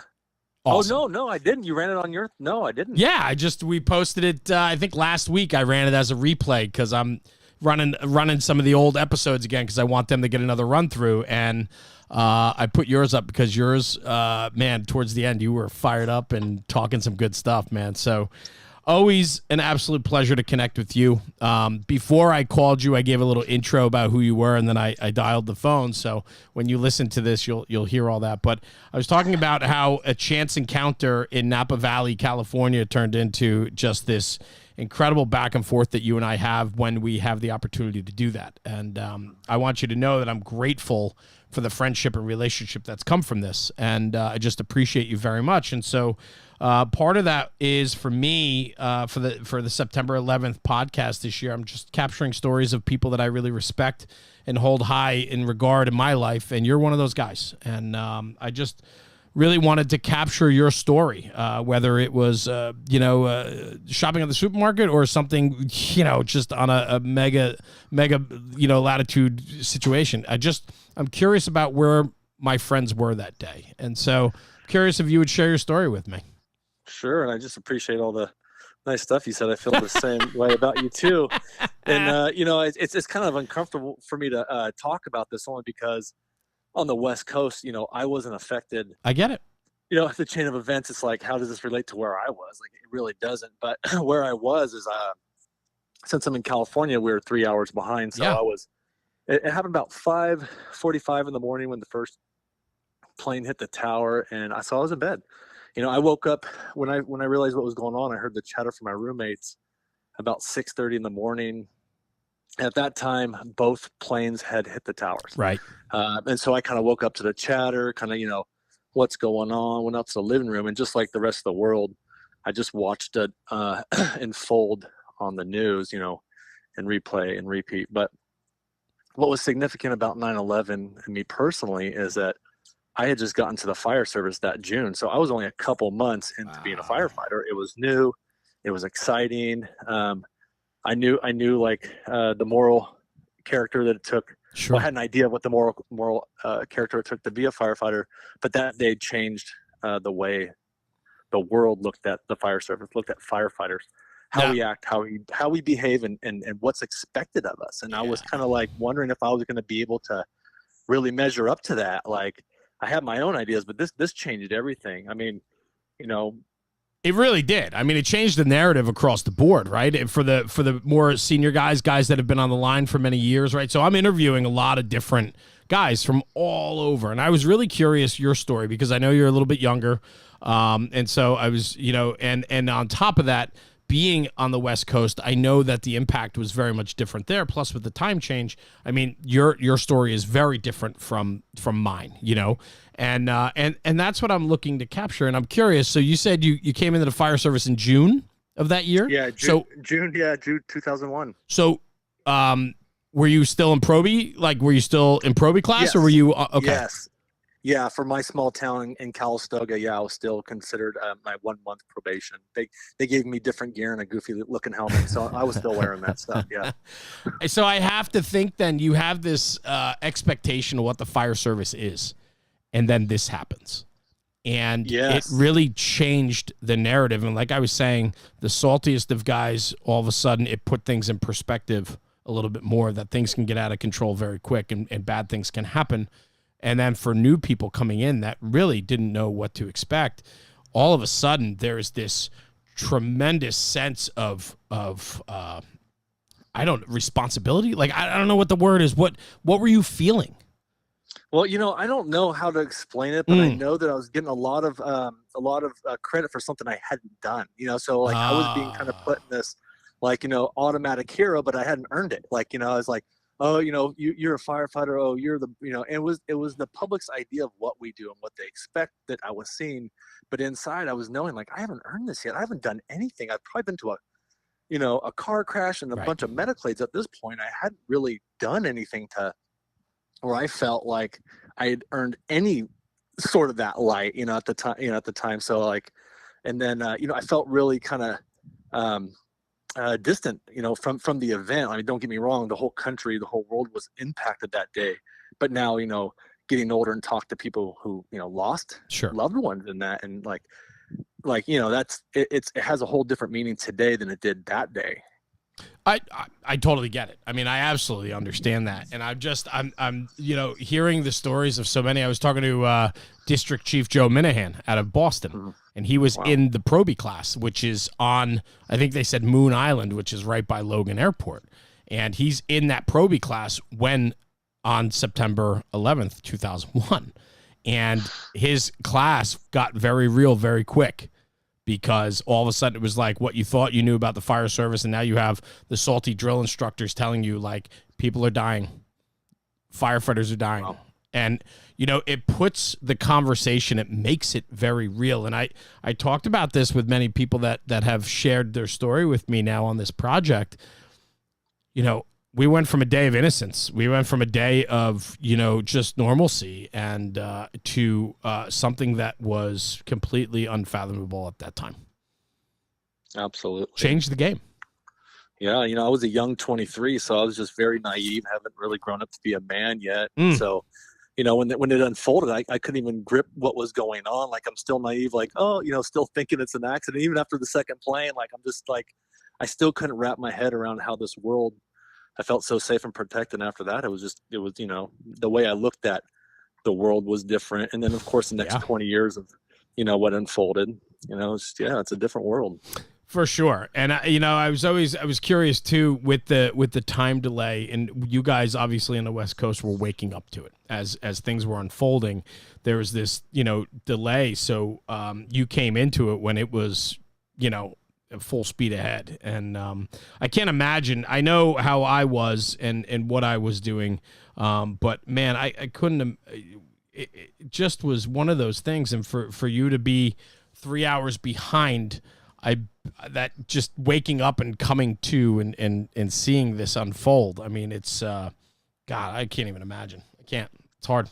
Yeah, I was awake by the time the North Tower, the first tower, started to fall, and that was like, that was shocking. So I was up and kind of watching the planes hit and loop on the news, and then the first tower fell, and I remember just like, oh, I just see it vivid. And then like afterwards, like I was still very new to the fire service, but I knew what a pass alarm sounded like, and then you just hear them in successions, and it was just like, it just got, man, whew.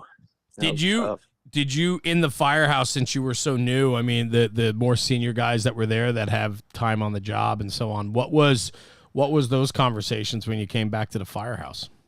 What really wasn't anything. I think we're all shell shocked. We didn't really talk about it. We just kind of all watched it unfold together. I think, back then it was, I mean, we had internet, but it wasn't the information we get nowadays. Oh, right. I mean, Absolutely. I had to come in and it came from the news, and so, there's a lot of speculation. So for the first couple, at least in the first week, it was just a lot of confusion and just kind of shell shock. It was just there wasn't really much talk about it, like at the firehouse. I mean, there was talk about what was going on nationally, but not really about the incident. We didn't really have a lot of information. We just saw what was on the news. Yeah, I get that. So let me ask you this then. Every year, it's been 22 years since. Every year, September 11th comes around. Is there something that you do that's just, whether it's a moment of reflection or, a conversation, or you give somebody a phone call, or is there something that you do just to, I don't know, that seems to be your go-to on September 11th of every year?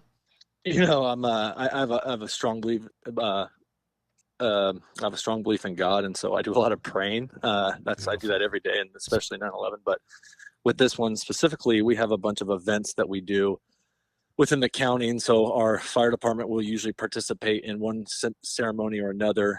They used to, here on the West Coast, it's such a shame that we used to do something big every year, and as the time ticks by, it's less and less, and that's kind of I kind of woke up this morning kind of upset thinking about, this conversation and thinking of all the stuff that was done as a community. And now, our newer generation doesn't even know about 9/11. Like, it's barely talked about in schools. My friend's a school teacher. They say they don't talk about it much. And I was thinking how we all used to get together, ring the bell and read the names, and everyone stand at attention in silence. And we had, we made it. And then every year it just seems to get less and less and less. And then, like, I remember the theme was like, never forget, Yes. maybe it's just our generation, but I think a lot of it, maybe, it hasn't been over here. It doesn't seem like it's acknowledged as much as it was just 10 years ago. You're not alone. I mean, we had a front row seat to it here in New Jersey where I am, and people have forgotten. I told a story earlier on this podcast about back to school night on September 11th, and I was upset about it because it made me miss a ceremony that I've been going to for years and years. I've only missed it twice, and the school made me decide between supporting my daughter or the events of September 11th and those that were killed that day and their memory. And I was upset, and I pulled the principal in nice and close with a handshake, and I told him how I felt. We need to do a better job. We need to do a better job. We need to educate. We need our children to know. And if the schools aren't doing it, we should be doing it anyway at home. On September 11th, it should be a memorialized day. It should be get out, go to your community, do something good, and have some remembrance. And I'm a firm believer in that. I think everybody needs to know about the legacy, about those that have fallen and what they did and the sacrifices they made that day, as well as the innocent people that were taken, the civilians that were taken that day just for going about life. Super important, brother. Super important. Yeah, I mean, a lot of times, every, September 11th, they starting with the shows, and my wife and I, we can't even watch them anymore. They're just Right? so, like where it starts to roll out the chain of events. And, the first couple of years, just like when it started unfolding on the news, you just couldn't get enough of it, like the hurt and the pain. But now it's like, it's so unbearable to watch those events of, watching them unfold. It's so vivid. It seems like it's yesterday. Yeah, I also think too it's become very commercialized, which is upsetting to me. That's it. And I don't like I don't like how the attention gets poured on that day, and then September 12th we've already moved on. We need to do a better job, and I know it hits differently too. I was just talking about this also, and I get your take on it, but it does hit different between the public and firefighters, right? It just hits us differently. It does. Yeah. It does, and especially, I got to, go over to New York, and I got to do the memorial with the FDN guy who works for the FDNY down at 114, and so he kind of took me through the memorial, and that that had an impact. Definitely not the one I had on him, but like watching him go through it. Of course. Like, I just kind of realized how detached I really was from the event, and then the impact it did have on the community. Sure. And the fire department. It was Sure. You go downstairs, you turn the corner and see ladder 3 there, and I got to find out like who Patty Brown and Andy Fredericks were, right? And all these folks, it's like, man. But you know what? You've done your homework, and you might have been detached that day because you were 3,000 miles away and 3-hour time difference, but you've put in the work to learn the stories and to understand the sacrifice of that day. And, that is so important, and that needs to be shared. And that's why I'm doing this today. I just, I didn't, doing it. Yeah, it's important to me. It is. I love stories. I love storytelling. And these are stories that I'm very proud to have conversations with people that I really respect and cherish. And so, my man, thank you. Thank you, Jeremy. Thanks for taking 15 minutes of your day, man. And always good to catch up with you too. It is, man. Truly. I just love what you're doing. Keep it going, man. I love the content. Love your guests, man. I'm so backed up. I just listened to the Jared Man, and yeah, man, you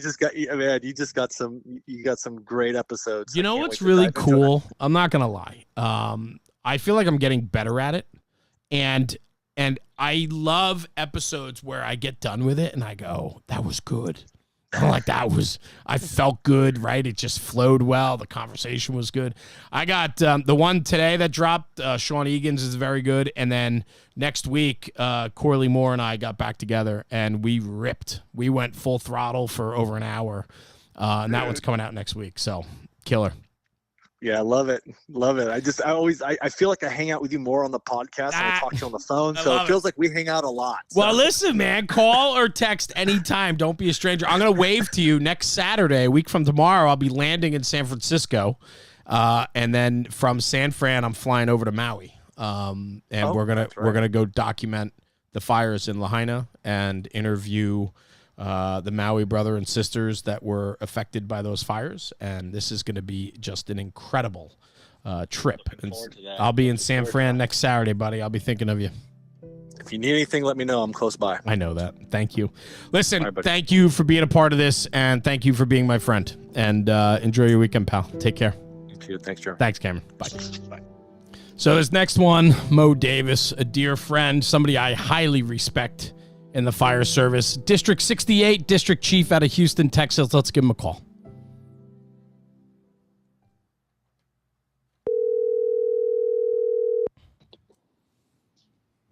Hey, what's going on, brother? Chief, how are you? I'm good, man. How are you? I'm fantastic. Thanks for taking my call, and thanks for spending a few minutes with me, man. It was great to catch up with you last night, just through text for a few minutes, kind of prompting you to hop on this call with me real quick. And I just want to grab you for, quick 15 minutes or so. Man, I love it. Anytime I get to talk to you, I like it. I love you, man. You always make me smile, make me feel good, and that's what it's all about, man. Is propping each other up, right? I think we need that. We need it. That's the brotherhood, man. Yeah. So this Monday is September 11th. 22 years since that fateful day in New York City. You're down in Houston. You've been a fireman and now district chief down there for many years. You've become a dear friend of mine. And so what I wanted to do with this project when I put out my September 11th podcast is I really just wanted to talk to people that I admire, people that I are contemporaries and people that are definitely bringing a lot to the game when it comes to the American Fire Service. So I'm just curious about your story on September 11th of 2001, where you were, how you heard about it, etc. I'd love to hear your story. Man, I appreciate that. And man, I'm going to actually love getting this story out because so I was on the ambulance that day, myself and Herb Henderson. We had made an early morning run, and like most trips on the ambulance, we knew the best places to eat. So we went to we went to a little bit nicer area of town than where we worked in. So we were in the lounge eating, and I saw a plane fly into the building. Yeah. And I thought, wow. And so I was sitting there, and I saw the second one do it. And my initial thought, as silly as this is, I looked at Herb and I said, man, I think the computer system's down with guiding the planes. Yeah. And he said, you're crazy. We're under attack. I never will forget him saying that. I didn't get it either. I didn't put it together. No, I mean, not in a million years where I thought anybody would have ever attacked us on our homeland. Absolutely. And it's just so instantly it was bad. And I saw the fire. And so we got in the ambulance. We went back to the station. By the time we got back to the station, things was getting worse and worse and worse, and we saw the collapse. Yeah. And I can remember just a gut-wrenching feeling like, I didn't know how many people were dead. And I just kept thinking that we saw these guys walking up to the building, and after it happened, I thought to myself, they had to know that they may be walking to their death. Right. And it just shows you how good firemen really are. Mm. And so we got put on lockdown. The city, as far away as Houston is from New York City, we got shut down. Sure. The stations were locked down. We have a lot of chemical plants, large medical center, and I can remember the FBI was real active, and we were getting updates. So my senior captain assigned me to the computer room, and it was a teleprinter back then. Yeah. And anything I thought was important, I would take off the teleprinter and take him and the captain, they would review it. Wow. So as busy of a city as Houston is, it's like we stopped running that day. And the FBI, we were thinking that chemical plants, that we were worried about that. and there was an FBI agent that was at the chief's house, and he said, "There's no way that's our biggest concern." He said, "Our biggest concern right now in Houston is the water supply to the medical center."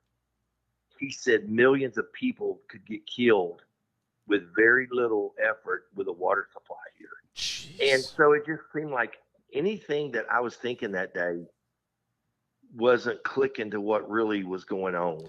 And I had such a hard time with it too. I really did. Yeah. I mean, I just, you're just sitting there and you're watching it, and they would show it over and over, and it hurt just as bad the first time as it did the last time you saw it.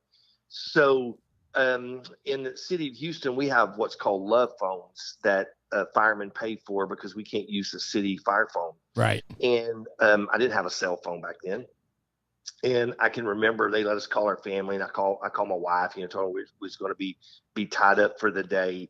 And it was just like everything stopped and everything was in slow motion, and just sitting there. And I just went over and over and over that we will never be the same. And then I start thinking about, how is New York City going to recover? Yeah. How is the fire department going to hit reset and fix this? I mean, being a fireman, we fix things. Yeah. There's nothing we can't fix. And I can remember as a young kid fireman thinking, how do we fix this?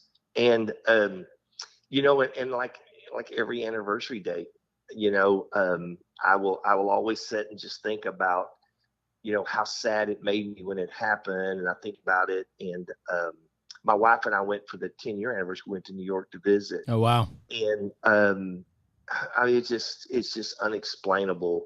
I can't imagine. I cannot imagine a firefighter in the Northeast. I mean, I am, several thousand miles away, and it ripped our department's heart out. Well, and that's what I wanted to ask you, and that's why I'm kind of doing this, right? Because what happens is I had a front row seat that day, right? My home, literally, I pull out of my driveway, I go 2 miles down the road, I hop on the state highway that's by my house, and it's overlooking the skyline of New York City. I mean, that's how close I am. And you talk about that helpless feeling, Mo, and I talked about this with a couple other people now on that's going to be on this program. I talked about how we were dispatched to go. They shut down the bridge. We couldn't get across the bridge, and we were defeated in the attempt to go help and serve, and we had to watch the towers burn from the back of the rescue truck, open doors as we're returning to quarters. I cannot imagine. There was this sense of defeat, and it just until I really started analyzing and talking about this with some of the guests that will be on this episode, I never really put that into perspective until another one of our guests said, hey, we went there and there was nobody to help. And it tore them apart. And, it's just in the Northeast. And that's why I wanted to do this, because down in Houston, Texas, what was the impact? What did you feel? How did it affect you? Because here it tore all of our communities apart. Every community lost members in the community. Families lost fathers and mothers. Yeah. And then all the firefighters. Never did we think that we would lose 343 firefighters in one shot. At one blink of an eye. Yes. And you know what? Not only losing firefighters, losing the best of the world. Yeah. I mean, some of the best companies that has ever put a pair of quick hitches on and made a response. Yes. Was just destroyed and killed that day, murdered that day. Yeah.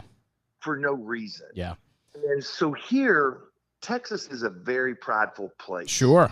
Texas is 100% Texas, 100% American. And then you take being a fireman, 100% fireman, you're just ripped and you're like a puzzle that's just been ripped apart. Yes. And you feel helpless. You're like, you want to help, but what do you do? Yeah. And then after that, our rescue companies, Texas Task Force, they started gathering up. They knew that they would probably go help. Houston Fire Department sent a lot of people to help. Sadly, we lost Captain Tortorese from lung cancer, and they contributed to his time. 9/11 cancer. It sure was, Mm. and such a nice guy. And a friend of mine just retired. Chief Cole just retired, and that was one of the things I always respected about him. I can remember as a young fireman, I seen a picture of him up there helping in his task force uniform, and I just thought, so far away, the brotherhood just extends out, and it's like we could feel the pain that they were going through.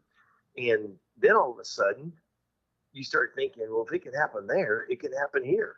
Yes. And still to this day, when you think about it, or you're around some of our friends and they start talking about that dreadful day, you're just like, it can happen again. Yeah. And and you just think of as morbid as this sounds, you think about the legends that was taken from us, and you think about what they could have done for our profession. And I think we have a great profession. Yeah. But just think if we could have had several more years with some of those guys. Absolutely.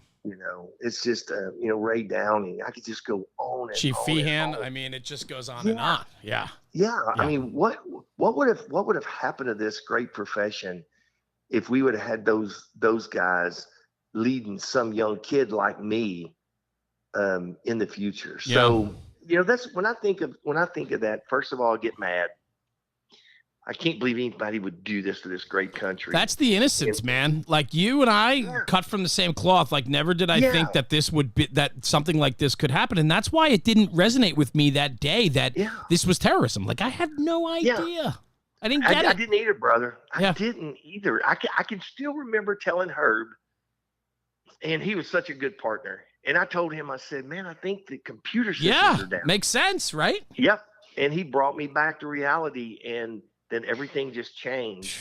And on our way back, we were outside the city. On our way back in the city, it's just like nothing was said. Yeah. Nothing was said. Yep. You just know. Yep. So, and some of mine are your friends. Mm-hmm. I never really talk about it when they're around. Right. I've heard a few stories because what can you say to them? That's right. I mean, what could you say? I mean, That's you want right. to hug them, and here it is 20 years later, and the hurt's still there. The loss is still there.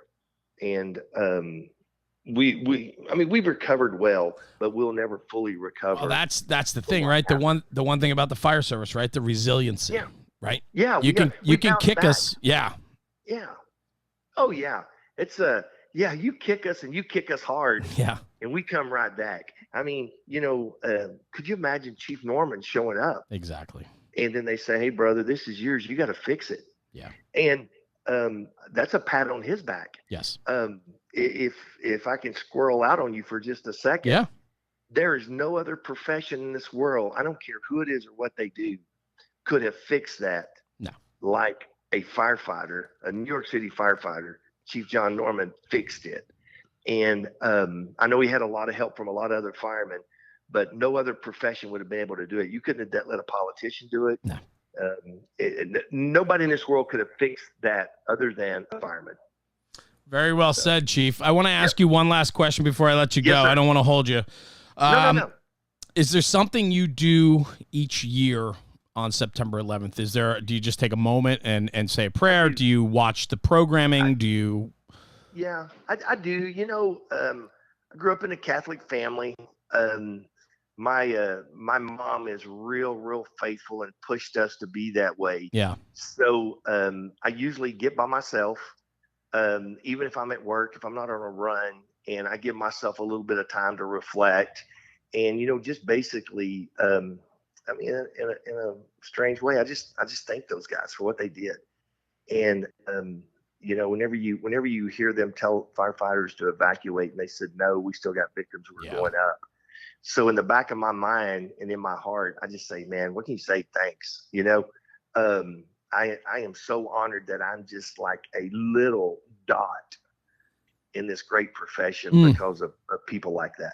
I love it. Very Yep. well said, Chief. All right, brother. Mo Davis, thank you, brother. It's always so thank great you for letting me to be a talk with small you. part of this because it Oh. means a lot to me, and I think the world of you. You know that. Thank you. And I appreciate everything about you and our friendship. And we got to get together soon. It'd be good to see you again soon. Yes, sir. Thank Be you, safe, brother. brother. I appreciate you. Bye-bye. Thank you. Yep. Bye-bye. All right. My next call is somebody, again, very special to me. Chief Rich Thode, retired departmental chief out of Bridgeport, Connecticut, now the chief in Danbury, Connecticut. 40 years in the fire service, an unbelievable just person, and has become a dear friend of mine. Somebody, again, that I don't get to talk to enough. And when I do, it's always just a memorable conversation and enjoyment when I'm with him. So let's get him on the phone right now. I want to give Chief Thode a call, and I want to hear his story.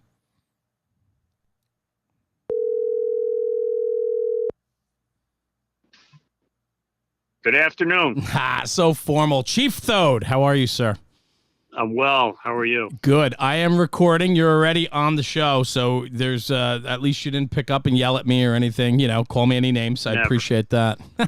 Never. So a little bit of a project I wanted to do for September 11th. I wanted to kind of document just some stories of people that I truly respect and appreciate and who've been important to me since we've started National Fire Radio. And of course, you know, you are one of those guys that are important to me. And I just think it would be interesting to hear your story. Nothing too crazy or long, but just a quick conversation about where you were that day and your memories of it. So I was working my side job, which is at the time was working for an environmental contractor pulling oil tanks. Mm. And me and this other guy were in a dump truck with an excavator and a trailer. And the other guy was a Marine sergeant who had just gotten out of the Marines. He's since become a policeman. And we heard on the radio on the local station, hey, we'll have more about that plane in New York City that hit the World Trade Center. So we were pulling up to the job. I said, let's listen on 880 on AM news radio. We switched over and we sat in the truck for probably 40 minutes and listened 45 minutes to an hour and listened to the whole thing, including the first tower collapse. Wow. Sitting in the truck. There's a knock on the window of the truck and a woman is in tears. And she said, are you guys listening to this? And we said, yeah. And she goes, can you come in and watch it? And we went in some house in a neighborhood. Really? And basically watched the second tower on the news with this random woman in her living room. Wow. So then we left. We went back to work, said, you know, we went back to the shop. I went to work. I called the firehouse, and I told you some of the old timers that worked in Bridgeport, but I called and said, you know, what are we doing? And they said nothing. Yeah. You know, just sit tight. So the next day I went to work. On the 12th, I went to work, and the phone calls started coming in. You know, Chris Blackwell's missing, Dana Hannon's missing, like all these guys that I knew. And I kept saying, what are we doing? What are we doing? What are we doing? And the bosses kept saying, we're not doing anything. We're not going. Don't go. If you go, you're on your own. If you get hurt, we're going to fire you. Like all of this kind of stuff. Mm. And the more they said it, the more a group of us said, we have to go. Yeah. We just have to go. Right. So we got off work at 4. That was on the afternoon of the 12th. We walked to the train station. We got on the train. Metro North had a car for firefighters only. So it was just like maybe 10 of us from Bridgeport. Yeah. We took the train down. We got out of the train. There were MTA cops. They're like, hey, firemen, just keep walking right up this pathway. We walked to 42nd Street. There was an MTA bus for firemen only. And it was still just only us. It wasn't any other guys. We got on the bus. We drove to the west side, down the West Side Drive. People are cheering and clapping. It was really bizarre. Yeah. You know, we're not FDNY. We're kind of intruding, but you had to go. You had to be there. Right. So we went down to like as far as Chelsea Piers. We couldn't get down any further. We got off the bus and some guy says, you know, come with us. And I'm like, okay. And we walked out on a pier and there was all these police boats and they put us on a immigration and control, the ICE. Yeah. They put us on an ICE police boat, like a 40-foot Sure. real police boat. Yeah. Drove us out into the river and down, and we pulled into the marina right there at Battery, where the little sailboats are there absolutely. by the arch. Sure. We pulled in there, and that was the first time it really hit like where we were, because all of the boats were covered in like 2 inches of dust. Yeah. When you were headed down south in the Hudson River, right? Tell me about what you were seeing, the process. I mean, how hard, I know how hard it was for me to process it all. How hard was it for you? It was still really smoky. So there was, right. I wouldn't say it obscured it, but it was just surreal because, and you'll hear this from everybody, it was so beautiful out. The weather was gorgeous. Yes. I mean, I'm on the Hudson River in a boat like at 5 p.m. It was gorgeous looking over at New Jersey. And then you just turn back and it's like, what is going on? It was so, the weirder part was we get off the boat in the marina and we walk into that glass atrium and we come out on the other side, and I don't know the names of those buildings, but there's those like beige, they're probably 40 or 50 stories right on that side. And there's a piece of steel sticking out of like 8 or 9 stories of the building. And we went in the first floor, but when we got to the side where the trade center was, we had to climb out windows that were on the 3rd floor onto the pile. Wow. And it was pitch black. Wow. And literally, when we went in the building, it was a gorgeous summer afternoon. And when we came out the other side of the building, it was like a time warp, like you walking. Yeah. Wow. And there was, that by then people were writing in the dust. If anybody's seen this one, if anybody's seen that one, they're writing in the dust in the building. Yeah. And we stepped out, and we were with Billy Hogue, who was now a retired chief from our job, tough old guy. And Billy said, "All right, all you guys stay here." And he went and he found some FDNY chief. I don't even know who it was. And he said, "Look, son, I got 10 good guys from Bridgeport, Connecticut, and they're ready to do whatever you need them to do." And the chief told him, "All right, come here." And he grabbed a captain. I don't know his name, but it was the captain of 105. And he said, "Take these guys and go." And the captain walked us over, and I'll send you the picture if I want. I don't have it up. It's in my basement. I don't have it displayed, but he said, "Hey," and we turned and he took a picture of us, the 4 of us on the pile, and said, "Your grandkids will," now I'm getting choked up. Yeah. He said, your grandkids will never believe you were here." So, and we just worked with 105, digging all night, just doing what we had to do. And then in the morning, as the sun was coming up, it kind of, things were starting to get a little more organized. Yeah. And it was clear this was not going to be a rescue operation. And at that point, we all kind of started to feel like we were intruding. Like we all felt the need, we had to go.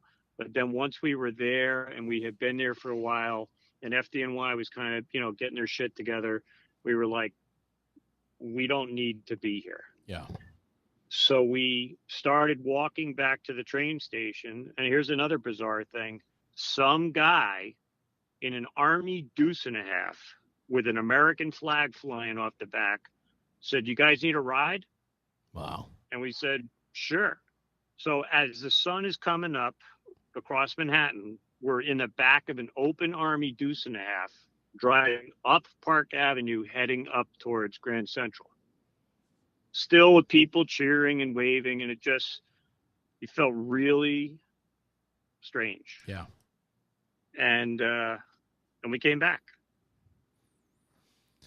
And yeah, it was, I don't regret going. I'm glad I went. Yeah.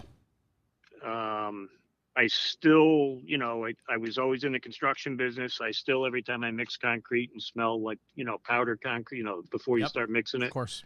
It brings me right there. But like I said, there was an overwhelming draw that we had to go there. And then once we were there and kind of, for lack of a better term, did our shift. Yeah. We were like, not like, okay, we did it, let's get out of here. It was like we all had the feeling we have to go. Like, this is, we're not. It makes sense. I don't say we're not welcome, but it No. certainly wasn't. We weren't welcome. We're like, this is their gig, not ours. Yeah. Yeah, for sure. Well, there was a lot of their own buried within. And speaking of their own, I know Dana Hannon, who was a Bridgeport firefighter before transferring to the FDNY, who was a friend of mine. He was, obviously a brother of yours, Jersey guy. Yep. Yeah, of course. I mean, and you guys have that picture he took, right? Yeah. Yes. Yeah. Yeah. So he was on it. He was going through. He was a rookie. I think he was either on 21 engine or 22. I can't remember. Probably 21. And he leaned out the window going down the West Side Drive with like a disposable camera and took a picture out the window of them responding to the towers. He was on 26 engine that day. 26. Yeah, 26 engine. And he was with Paul Tegmeyer, who is another guy that I have a connection with from when I was a fireman in Poughkeepsie. He was from the fire district over. And so just kind of a strange turn of events, but Dana was local to us. He was a friend. I know he was, he was a cited firefighter in Bridgeport. I mean, I think he had the heroism award for a grab in Bridgeport, but he always wanted to be a New York City fireman. And he did. And sometime on a more appropriate show, I'll tell you the story of the grab. Sure. I was there. I'd love to hear that. But yes, thank you. And please keep that in mind. And then Chris Blackwell on Rescue 3. Chris is a local up here. Okay. Chris was a volley he lived over in Putnam Lake, and he was a volley in New Fairfield, and he was a medic in Danbury, and worked all over, a regional in a fly car and whatnot, and worked all over here. And when I was still in Ridgefield, he was a contract medic there. So we worked together there. Matter of fact, the one and only time I ever did like a real buff ride along in FDNY was when Chris was at 46 truck. Is that right? And rode a tour on 46. Very cool. It's a good truck. Well, Chief, thank you. I'm just trying to capture some of these stories. Everybody was going about their normal, innocent life that day, and everything changed. A lot of the conversations I'm having with the guys that are helping me with this show are talking about how everything stopped. The world stopped, and this and that, and it's a powerful story because so many of the people that follow National Fire Radio are younger and did not really, they don't know it well. They were children when it happened, and so on. And so I think it's important that we preserve some of these stories. And it's just, for me too, it's just understanding where important people in my life were that day, because I know my own story, and I'm always interested in knowing everyone else's story. And so I appreciate that. I do want to ask you one other question, though, that I'm asking everybody when I'm done. Is there something you do each year, whether it's you just take a moment, say a quick prayer, you look up to the sky, you watch the programming? Is there something you do that you find every year, whether it's just a solemn minute that you take or whatever? Is there just something that stands out to you on the 11th every year that you do in remembrance or thinking about, our fallen? I mean, obviously, being, especially now that I'm a chief, we're always doing events and whatnot. When I was in Bridgeport, I got very protective of the ceremony that we would do, because a lot of politicians would come, and yes, and I get it, but I almost kind of got in trouble a few times because I was really trying to protect the dignity of what we did. Yeah. And on a personal note, the guy I was with, Mike, we've grown apart. We're not really, we're not buddies. We don't see each other every day, but we call each other every year on that day, and just kind of, to be honest with you, I don't know that woman's name. Yeah. Sometimes I think I know where the house is, and sometimes I think, geez, I should drive over there, but I can't bring myself to do it. I have not been to the museum. I can't bring myself to do it. Right. I went once to the pit, to the fountains, maybe 3-4 years ago. I could not bring myself to do it before then, and have not since. Yeah. I get it. But, I get it. So yeah, I like I said, Mike and I text or call every year, but that's That's the extent of my you shared a moment in time that will forever Yeah. change time. So that makes sense Yep. for sure. Chief Thode, thank you, Rich. I appreciate you, brother. I always do. It's always nice to, just to chat with you and catch up. But thanks for doing this. I appreciate you very much. No, thank you, Jeremy, and keep up the good work. It's important work. It's important to remember. It's important to, I don't want to say celebrate, but not only the guys that we lost, but the job and this country. For sure. Amen. God bless America. Thank you, Chief. I appreciate you, brother. Take care. I'll talk to you soon. Take care. Okay. Bye-bye. Bye. So my next guest, he's already on. I'm not having to call him. I don't have to dial the phone. I'm already talking with him. And I said, Rob, I really want to know where you were that day. Rob Ridley, my partner in crime. He's had a lot going on. New training, new probies. So you've been kind of MIA a little bit. A lot of people have been asking about you, but you got some things that you're going to be coming back with on NFR as your training slows down in the new position as a El Capitan. Slows down for you. But man, it's good to get you on a recorded call and not just me and you talking on the back end of things. Right. 100%, man. So listen, this project I'm doing for the September 11th podcast is just capturing some stories of people that I love and trust and believe in. And you're a very important person to me. And I'm curious what your story is. And all these years of doing these with you, I don't think I know your September 11th story. So please, would you mind sharing? Yeah. So September 11th, 2001, I was a college student in the paramedic program at Dutchess Community College up in Poughkeepsie, New York. I had finished an English class, and the professor and I were actually walking out because he was an aviation geek, and I was like big into airplanes in high school. Like I just loved airplane history. And we saw a plane in the sky, and it was odd. And we were like, this is not normal air traffic for what we have in, the Poughkeepsie area with Newburgh, Stewart Airport and everything else. But we brushed it off, and it was such a fucking beautiful day. And I got a coffee from the cafeteria and went to my A&P class. And as we got up to the second floor, this EMT that I worked with, he had an alphanumeric pager.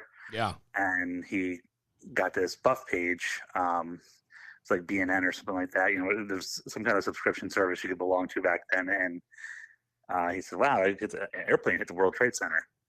And we're like, what? And he's like, yeah. And so we're all like, single engine plane or like maybe, right. Kind of thing. And he's like, oh, they just went to 3 alarms. And I was like, well, that makes sense. It's up there probably, like it's FDNY. And we went to A&P class, and everybody's pagers started to go off. And I was the only not cool kid who didn't have one of these pagers yet. But somebody said, they were going, like, kind of just whispering off the alarm assignments, like, oh, it's, 5th alarm or whatever. And I was like, oh, that's pretty big. Like, they must have a fire. And then I think it was the second plane. So you hadn't seen anything yet. You were just hearing secondhand through pages and so on, but you're not watching the TV. You're not watching this live like so many. Okay. I'm struggling to learn anatomy and physiology, and I'm extremely distracted by all this information because I was like, sounds like a pretty big fire. And then when they said something about a second plane, our professor, Dr. Fowler, she stopped, and she tilted her head to the side, and she was a smart woman, and she said, I'm sorry, did you guys say a second plane hit? And the guy said, yeah, like it just said like full commercial airliner or whatever. He read the page off to us, and she said, we need more information. Let's go upstairs. And we went and left our class and went up to one of the labs that had a television, and you could see the look in everybody's face that something was really wrong. Yeah. And we saw the Twin Towers just burning. And it was like, I don't remember ever being so speechless before. And looking around to the other paramedic students who all were volunteer firefighters and EMTs, and we were working commercial EMS. And like every one of us was kind of running through this scenario in our head of like what this really meant, like how, like just trying to make sense of it all. And one of the guys is like, jet fuel burns at this temperature, and that's a steel building. That's not going to go well. And we were just kind of like, it I don't want to say hit us, but like this time froze still with this information, and it was like the fastest time went, but it was the slowest. And then when the Pentagon got hit, we all immediately left.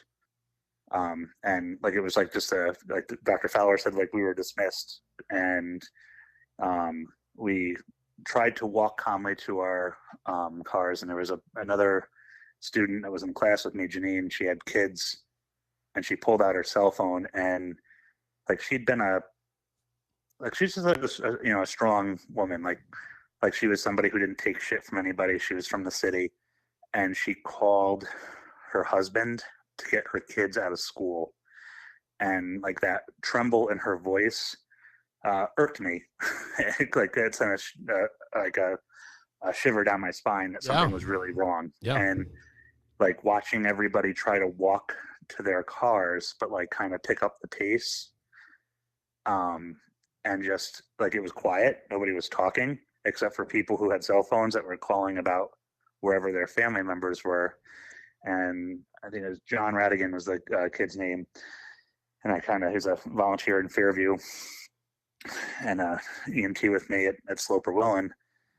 And I said, "Are you going to the station?" He's like, "Yeah." And I was like, "All right, I'm gonna go home."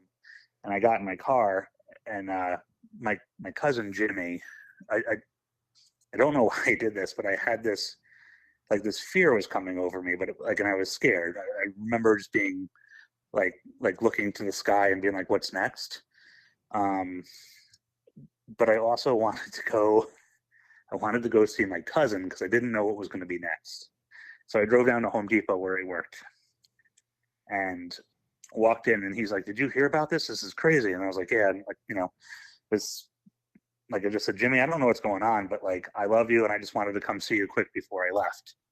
And he said, "Are you going down there?" It's like, "I don't know where I'm going, but like, and I don't know what's next, but like, I feel like I got to go to work." And I hugged him, and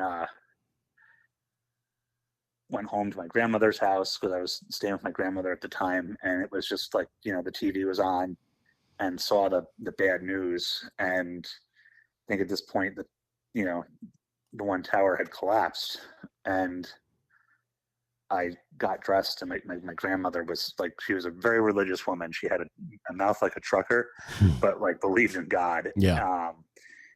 And I've never seen her pray like that before. And she had a Bible in one hand and a rosary in the other. And like, she grabbed me, like hugged me, and like prayed for me quick. And it was just a very powerful moment. And then my uncle, Jimmy, who was this guy was a nut. Like, he's just he's a Marine. He drank a lot. He was a millwright, and he set houses. Like, so he was like a rough and tough, like contractor, Sure. like builder guy, and like Uncle Jimmy didn't take shit from anybody, and he didn't let me get away with anything. And I remember the bear hug he gave, and like, he looked afraid. Yeah. And I just said, like, what is going on? How old were you? I'm 19. Yeah. So I put my uniform on, and I called the station, and they're like, "Don't come here." And I was like, "What?" And they're like, "Do not come in. Like, we are swimming. We don't have ambulances for people. We're sending units to Westchester. At least that's the plan. But like, don't come in because there's literally like, we can't put you on a truck because there's no trucks because everybody, had kind of come in." And I was in between volunteering at the time. So like, my volunteer fire department was still in Sullivan County. I was applying to be a part of Croft Corners Fire Company. And my girlfriend at the time had called me, and she was like, she just in tears. And I went over to see her, and I was still going to just go to the station anyway. And I, at this point, I think, the other tower had collapsed, and we're looking at this on the television, and like the pass alarms. I remember hearing pass alarms in the news and thinking about like how you get in trouble in Fire One if your pass alarm went off. So you had to do the OSHA shuffle, and like that, and like I just kind of like started to key in on what that really meant, because there was just it seemed like there were so many of them, and anybody who was down there that was doing live coverage, and like it was just a kind of a surreal moment. Yeah. And then to find out about the plane in Pennsylvania, and that's when, like, when it all, like, at some point putting all the pieces together and realizing on the larger scale what was going on. And then also, like, the phones didn't go down, but it was one of the few times in my life that I went to dial a number. Yes. To Sloper, like the local number to Sloper, and it said all circuits are busy. And I was like, what the Yeah, it was a really interesting time with I remember we had Nextels, and it was that push to talk, bleep bleep, push to talk, and it's like a walkie talkie. A lot of people probably don't even know what they were, but yeah, and that's how I got the first heads up. When a guy put an alert out to like our group on the Nextel, and it went like beep beep, and then like playing at the Trade Center.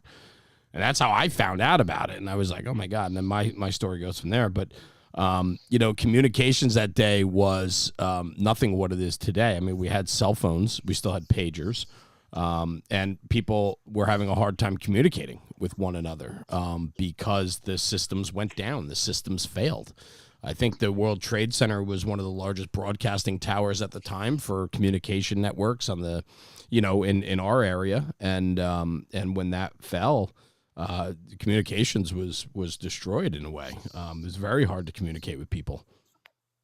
And I think that's why when you look at what was transpiring that day, the days after, people looking for their loved ones, obviously they're looking for, but the communications were so bad at the time. It was one thing that they couldn't get in touch, maybe because they had perished. But the other one too was there was a lot of walking wounded, a lot of people that, were stranded. A lot of people had to find creative ways to find refuge and help. And, and when your cell phone's not working, and I think cell phones were not new, but newer, I would say, in 2001. So it wasn't what it is today. I mean, I know, like, and jokingly, I think people my age and I'm say like, hey, we were the generation that had to figure out technology as it came out, because I didn't have a cell phone in high school, and that was a rarity. But upon when I graduated, like Cell One was the company back then,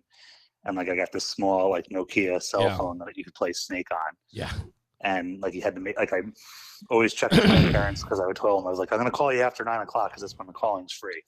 Yep. Yeah. I remember. Yeah. I mean, I get that. I know too, like, if you think about it, cell phones weren't what they were because we don't have, I mean, how many people today would have been standing there just taking videos with their phones? I mean, the coverage would have been overwhelming if people had, what we have today, iPhones and Androids that take incredible video, and everybody's taking a video. I mean, there's a fire, you got 37 people across the street taking pictures. You got Citizen app that people use all the time. New York City firemen use Citizen app on the way to calls so they can get a good size up because it's real-time reporting. Like, it was a different time, and it was only 22 years ago, but such a different time. And so on. Yeah.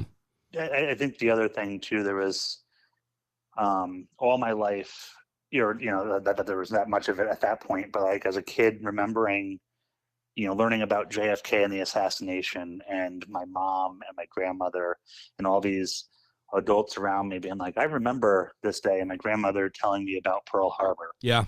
And like there was an awareness, because I remember at one point getting into the car and saying, like, I wonder if this is going to be like a Pearl Harbor moment, because I don't think I'm ever going to forget this day. Yep. And at the same time, like, Molly and I, my wife, were talking about this the other day, and I said, I'm going to do 15 minutes with Jeremy on the phone.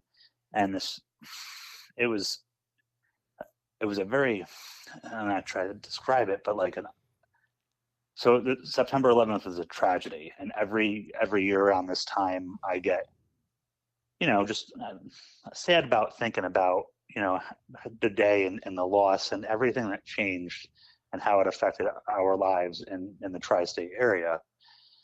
But a couple years after September 11th, I ended up losing my cousin Jimmy, who I went down to see at Home Depot. Yeah. He had a heart attack. He had a seizure history. When he was a kid, he had a stroke. So the one side of his body was paralyzed, but he made it work. And he was just such a good guy. He was a brother to me. And I have all these memories of Jimmy, and I'm not I don't know how to say this the right way, so I'll probably say it wrong. But in some ways, I was thankful for September 11th because this person who I cared about and loved so much, that was family. It is my clearest recollection of him. And if I close my eyes on the days where I miss him or anniversaries, I can picture him that day, and I can see his face. And when I told him that I was going to be going somewhere, I just didn't know where. He smiled because he was a big supporter of me in the fire department. And I don't want to, like I said, I don't know if it's a positive, but I'm at least thankful that out of that whole tragic day that I have this memory of my one family member, because sometimes I think that stuff kind of, it fades away. Of course, that particular day, I can instantly recall.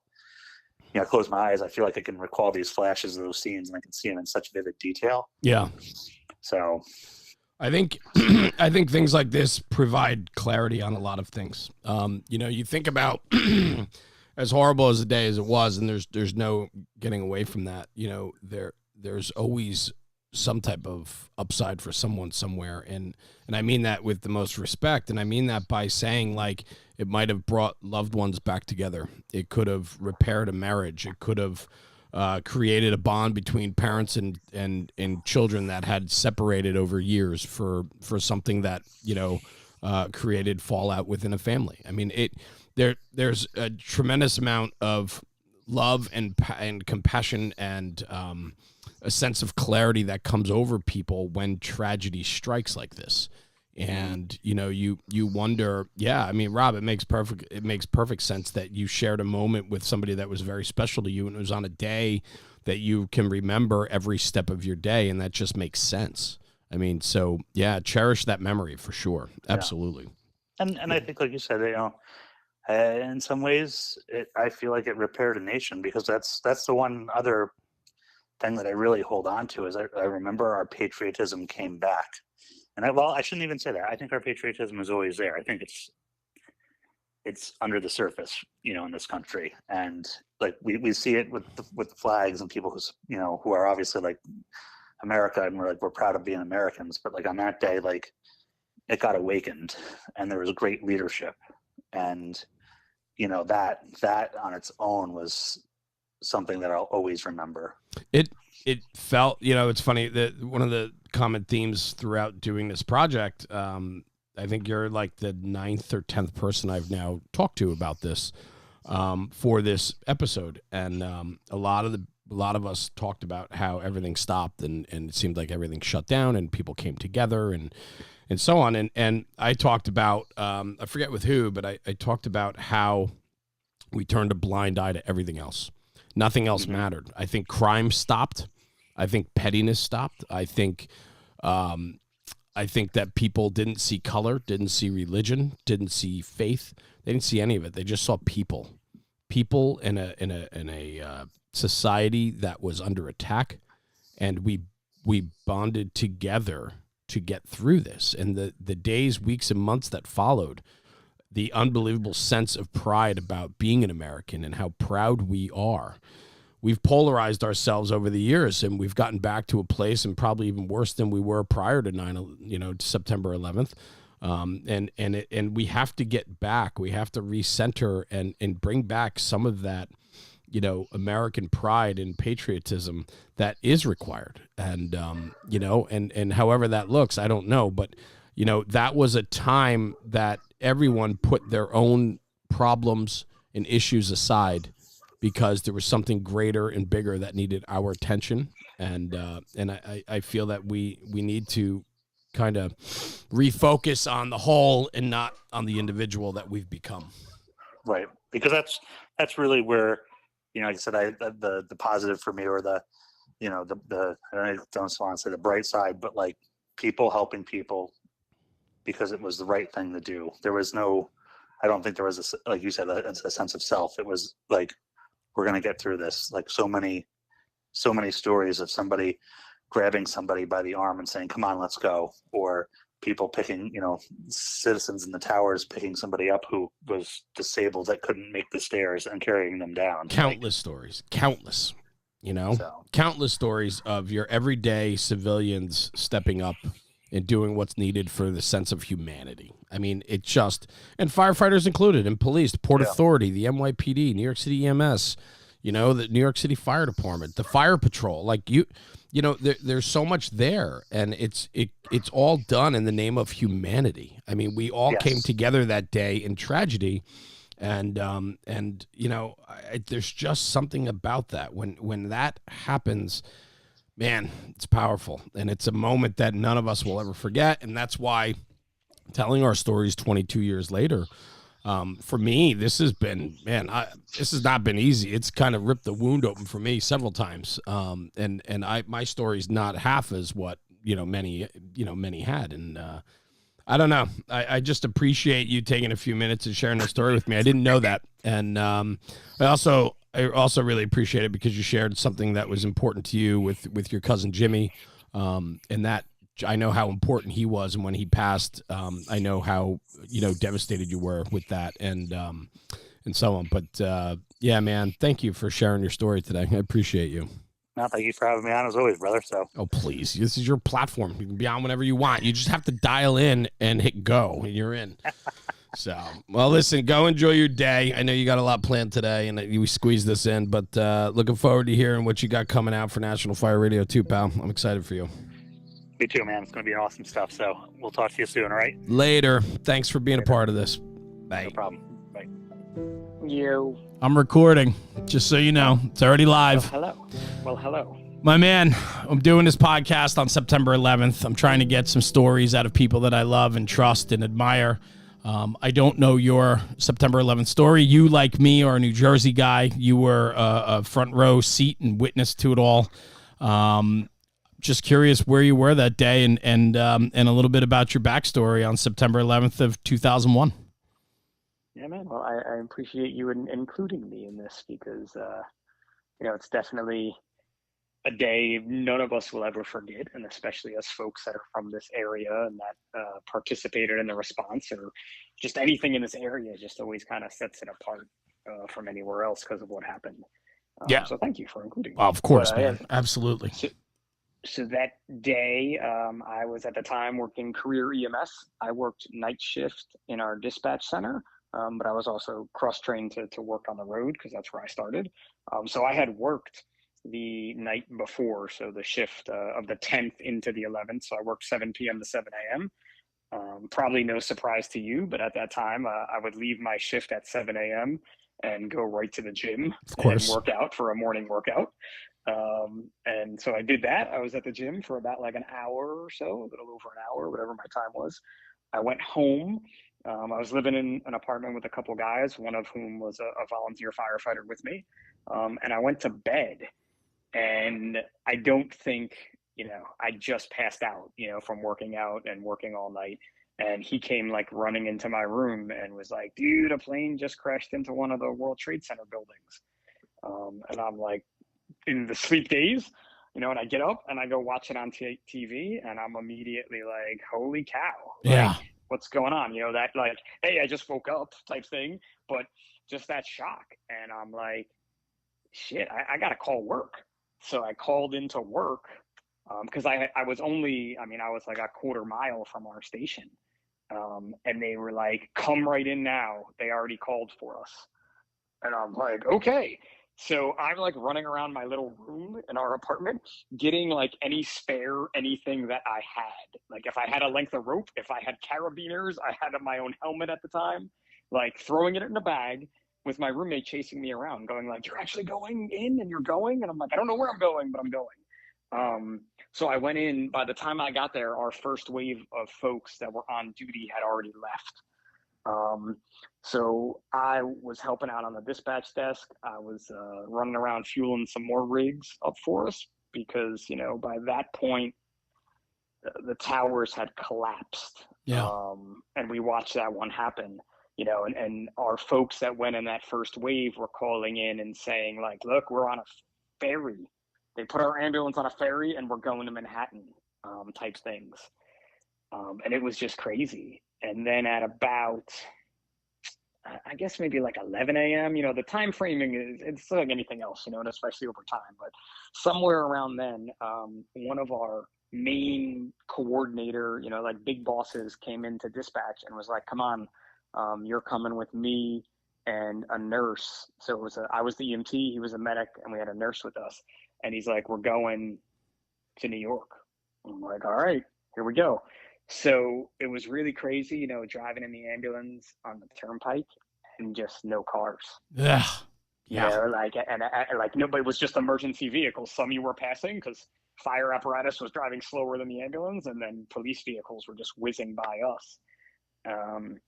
And we started our journey kind of in Giant Stadium, was a huge staging area. Yes. Like, right? Like, I don't even know if that's where you ended up. But no, like, we were in Fort Lee, which is, for people that don't know, Fort Lee is the Jersey side of the George Washington Bridge. And so when we got to the bridge with our rescue truck, the Port Authority police who patrol the crossings and so on between both states stopped everyone from crossing because of the bomb threats against all the bridges and tunnels. People don't understand, but there was a much more bigger, sinister thing at play here, probably by opportunists and not part of the actual plot of 9/11. But there were bomb threats, a tremendous amount of overall threat of terrorism across the board. And so they actually shut down the bridge and would not allow traffic across. And we literally just missed getting across in that initial phase. So. Yeah, and that's like emergency vehicle traffic. Like they shut it down. You had someone with you who was an actor ready to do something. Because we got searched. So, you know, and just when you said that about stopping the traffic on the bridge, and it totally, like, whenever I talk about this, like, it just brings you back to that day. And like, do you remember the jets? Yes. Like the military. Terry was bawling her eyes out, and the little kids, Michael and Kendra, now are my big kids. They were huddled under the table, like in fear. It was shaking you when they were so low. Like it was like being at an air show. They were so low, except it was effing for real that day. Or who knows what it was going to be. Something else you said too, Pip. You said when you were going down the turnpike, and there were no vehicles. It's literally like time stood still when that happened, right? I mean, people, you have to put it in perspective. Like where we are. You're south of me, so you can't see New York City. You're an hour south or 45 minutes, 50 minutes south of New York City where you live. But where you were coming north and so on, you have a real good view of the New York City skyline as you come up the New Jersey Turnpike. And then where I live, I can see the skyline every single day of my life. So that smoke column on that blue, against that blue sky, was just it just stood out. And it was windy, so not windy, but there was a steady breeze, and it was like the smoke tapered off. Yeah. Like and it was the buildings that were standing that you could normally see were covered in it. As we were driving north, you know, so it was real by that point. And you know, and before I left, I called my sister and my parents, and I was like, hey, I'm on my way to New York. I'll get in touch with you. Don't worry about me. Like no cell phone. Cell phone service was basically nil. Yeah, for the most part. Yeah, for sure. Yeah, and even landlines were down for a while too. If you remember that end of it, like we lost some land. It was just so surreal. So we get to Giant Stadium, which is now MetLife Stadium for anyone keeping score, but it was Giant Stadium, I think, then at the time still. And the parking lot was just mobbed with emergency responders. Like, you know, there was like, you know, in Q5 was all the cops, and in P9 was all rescue trucks. And the bigger supervisor that I was with, you know, went to the command post, and he knew whoever was doing whatever there. And he was like, you know, what do you got? And he's like, I got an EMT and a nurse with me. And he's like, all right, you guys are going to be the command staff, being you have one of each for, it was like, I don't know, 40 ambulances, 3 rescue trucks, that are going to go stage over in like Liberty State Park type area, Hoboken, right across. And you guys, the plan is to get you on ferries with your vehicles to go over to Manhattan. Because like you said, they stopped everybody. So there were initial searches done there at Giant Stadium. And then they rallied up everybody that they had ready to go in this task force with us. And legit, it was like, I don't know, 3 trooper cars, and we were the lead ambulance.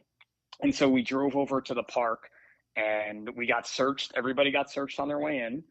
So while all the other rigs were coming in behind us, we were kind of setting up with the command staff that was there. And there were helicopters on the ground. There was ferries lining up. There was just all kinds of things happening. And unprecedented things. Yeah, unbelievable. Yeah. It's just, there's scenes in like, and I kind of said this, but like, I can't remember it all, but I remember flashes. I remember seeing people I knew at Giant Stadium, and they were staying, but I was leaving, and them like hugging us when we were leaving, and then like flashes of being at the park, but we were right across the river just watching and smelling. Like, I'm not going to say I was feeling the heat from the flames over there, but like, you could taste it, like when you taste that fire type smell, and you're just standing there, and now it's like, hurry up and wait. And that's kind of the mode we stayed in that whole time. And then orders started coming down to like, everyone had to lock all their vehicles, and you had to leave a driver in your vehicle. Then we went around, we had runners, and I was one of the runners for the command staff of like collecting everyone's IDs before we could go across. And then, like I said about lock your vehicles, and then it was getting into like dinner time, and then it was like somehow this truck got in with people giving out sandwiches, and that turned into like a fiasco of like, don't eat the sandwiches, they may be poisoned, and like just, again, unprecedented, right? Like when are you ever going to think that's going to happen? A heightened alert that we never had before, a vigilance that didn't exist prior to that day, right? I mean, if you think about it, you and I, we've been doing this for quite a long time now. Nothing has prepared us for anything like September 11th did, leading up to that. Different thought process. Yeah. And it became a different world that day in response to domestic terrorism as well as foreign terrorism. And, the World Trade Center had been attacked before. We've had terrorism before in the country, but nothing on a scale like this, and nothing with a foreign threat where it was such devastation and destruction. Now, obviously the 93 bombing of the World Trade Center could have been a lot worse if things for sure went in that direction, but they didn't, and so on. But I mean, that was still a tragic day. And you have Oklahoma City, that was a domestic terrorism bombing, right? We've had incidents like this, but nothing on such a grand scale, and nothing on the symbolism of capitalism and the United States and the freedom that we all have and on our soil. And I'll tell you, man, it rocked us, and it created a new nation that day that we've become. And being a firefighter and so on, I mean, we have certainly been directly in line to feel the change since then, right? I mean, you think about the type of training we go through today, the equipment that's available to us, the mobilization that never had been mobilized like that before. I mean, that day was such a cluster, not to anyone's fault. It's just nothing's ever been done on that scale before, right? We sent people home with like the orders that were kind of and who knows where these orders were even coming from, right? It was one of those things. Yeah. But like, if you didn't have your EMT card and your license, we sent you home. And New Jersey with different rules, volleys don't have to have their EMT cards in their pocket. Again, people were running out of whatever, but no, you had to go home. Like, okay, your ambulance is out of play. Bring us another one, because we're not going to let you go across for security concerns. Yeah. And it was just those things. And I think about it now where I'm like, even today, and I know what happened. I never thought a high rise would fall like that. Yeah. Ever. Yeah. Ever. And I watched it. Not only did it happen, I didn't watch it with my eyes. I watched it on TV like most of us did. But like, we watched it. When that happened, and you just thought, like, holy shit. this is real. Like, and that was it. And being right there, it was so real, Jeremy, like being across from there and Yeah. seeing it. Yeah. And again, this like, hurry up and wait. And then, I don't know, I guess it was like 10 o'clock or so, you know, the order came down that we're not going, you know, demobilize. That's And what it we're like, was. Yeah. Mm-hmm. We're not going? Like, there's people over there that need our help. But then it also kind of hit us all in the wave that there was nobody left to help. Yeah. You know, like there was, don't get me wrong, they were getting people out, but there was no need for 50 ambulances and 3 more rescue trucks because there weren't, you know, hundreds of people in need of care at that moment. And the ride home was actually worse than the ride there. Brother, I know that. We Right? drove, yeah, I mean, looking out the back door of our rear walk-in rescue truck heading back home, not being able to get to the city on that first initial response.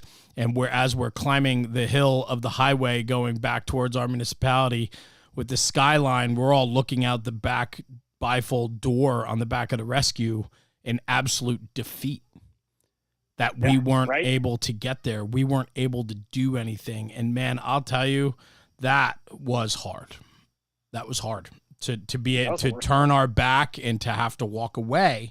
And a lot of that had to do with too, Pip, the fact that as the clock ticked on that day, mobilization became much more organized. And, you know, it really was in the beginning, it was throwing every single resource you could find at it. And then whatever stuck, and whatever didn't, we'll then mitigate that and do it correctly. And that's by the time the clock ticked on that night, the night of September 11th, you know, that's when they really got a lot of the mobilization together, putting together task forces and everything else. But just an incredible day that sticks with me. And I don't like, do you watch the 9/11 programs that are on like this week? They'll be on like all weekend. They'll be on. Do you watch them? Nope. I'm not going to say that I haven't watched them. Yeah. I definitely don't watch them around now. I only went, so I still haven't been to the museum. Yeah, I haven't either. I only went to the reflecting pools so I only went back to the site. Here, I can go a little further. And I want to go back to my demobilization from that night, but I went back to the site because I ran tunnel to the towers, but there was really nothing down there. I went to the site again when I did a Go Rock with some 555 folks, but did not go to the reflecting pools that day. I only went to the reflecting pools to do a 555 check presentation. Was the first time I was there. And Tracy and I brought the boys maybe 2 summers ago. We went there with them. Yeah. But I still haven't done the museum. Okay. And I want to bring the boys, but we're all ready for it. We just haven't done it yet. I get it. Is that an easy way to put it? Like, yeah, we're just not ready I for get it, yet. man. I have such mixed emotions over it. And I'm gonna when I start this podcast right now, I'm in full disclosure. I'm not interviewing, but just having conversations with the people that I wanted to hear their stories from. And after I do all these recordings, we're gonna put them together for one episode. But I'm gonna start off with my story and my feelings about the day and the days after, and even 22 years later, how important this day is to me and what I think we should be doing about it and so on. But thank you. Thanks for sharing your story with me. I know you. I want to wait. Yeah, go ahead. Credit real quick, though, yeah, I want to wrap it though, because go ahead. Yeah, I know, but the story goes on a little bit too, where, like, you know, when we came back that night, you know, to the credit of my hospital-based EMS organization, any one of our employees that went over, like that was operating at the site, they all had to go to the ER that night for evaluation.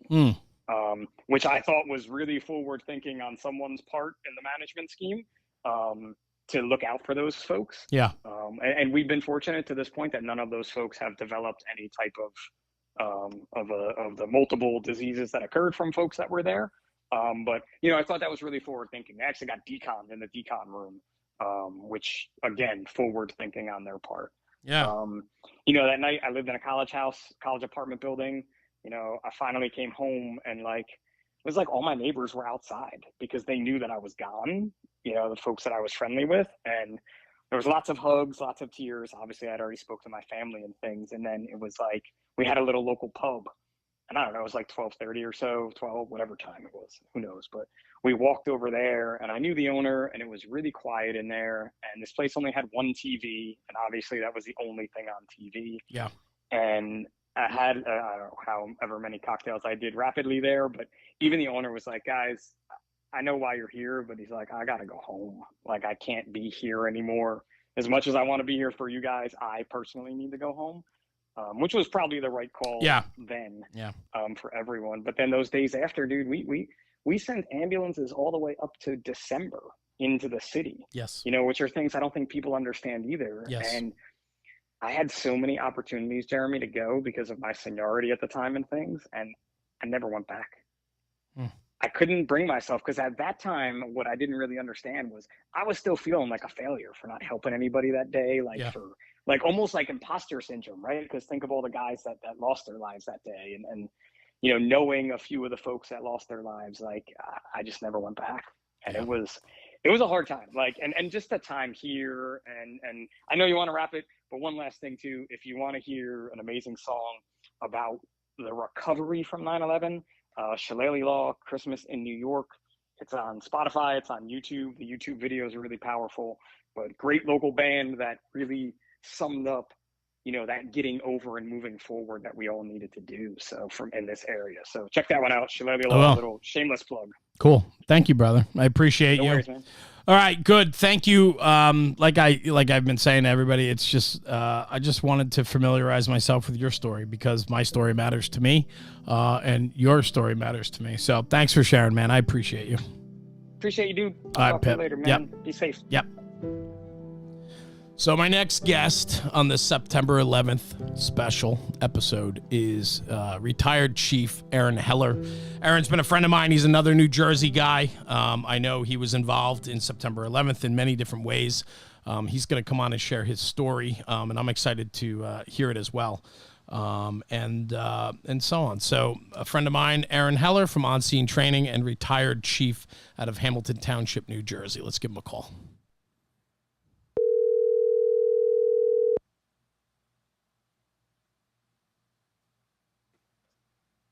Hello. Chief. Hey, man. How are you? It's been way too long. Yeah, it has. Yeah, it has. That is, that's the problem these days. I'm finding I'm saying that a lot to people, it's just been way too long. It always happens. But I know you're also one of those souls that when I do talk, it's like we catch right up and move forward. So how are you? I'm doing well, man. I'm doing really well. No complaints at all. Enjoying the beach life, huh? Yeah. I definitely enjoyed the summer. Took a few weeks and just kind of hung out. That's what retirement is, man. That's what you're supposed to be doing, no? That's what they tell me, but I can tell you, man, I've scheduled this fall so tightly that it's going to be grinding hard. We got a lot of work ahead of us, so I'm stoked. But I needed that little mental break. And we all do. I get it. So listen. The best part. Yeah, go ahead. The best part about retirement, Jeremy, is you can still work your ass off, but you decide when you want to work your ass off. I like that.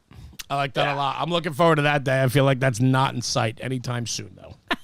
You'll get there. Yeah, I hope so. I truly do, because I enjoy the relaxation in life, but I do love the grind too. But anyway, hey, thank you for joining me real quick. What I'm trying to do is document stories of people that I respect and trust and have gotten to know through the National Fire Radio platform. And, you and I we actually have kind of a long history together, now more so than it ever was, but we share some commonality. And one of them is a connection that we both have to September 11th, which was a dear, dear friend of yours and a friend of mine, Dana Hannon. And his name came up before in another segment I did with Rich Thode, who was the chief of Bridgeport, Connecticut, then now he's the chief in Danbury. But what I'm trying to do is for a nice 10, 15-minute conversation, I'm just trying to capture where people that I respect and that I'm,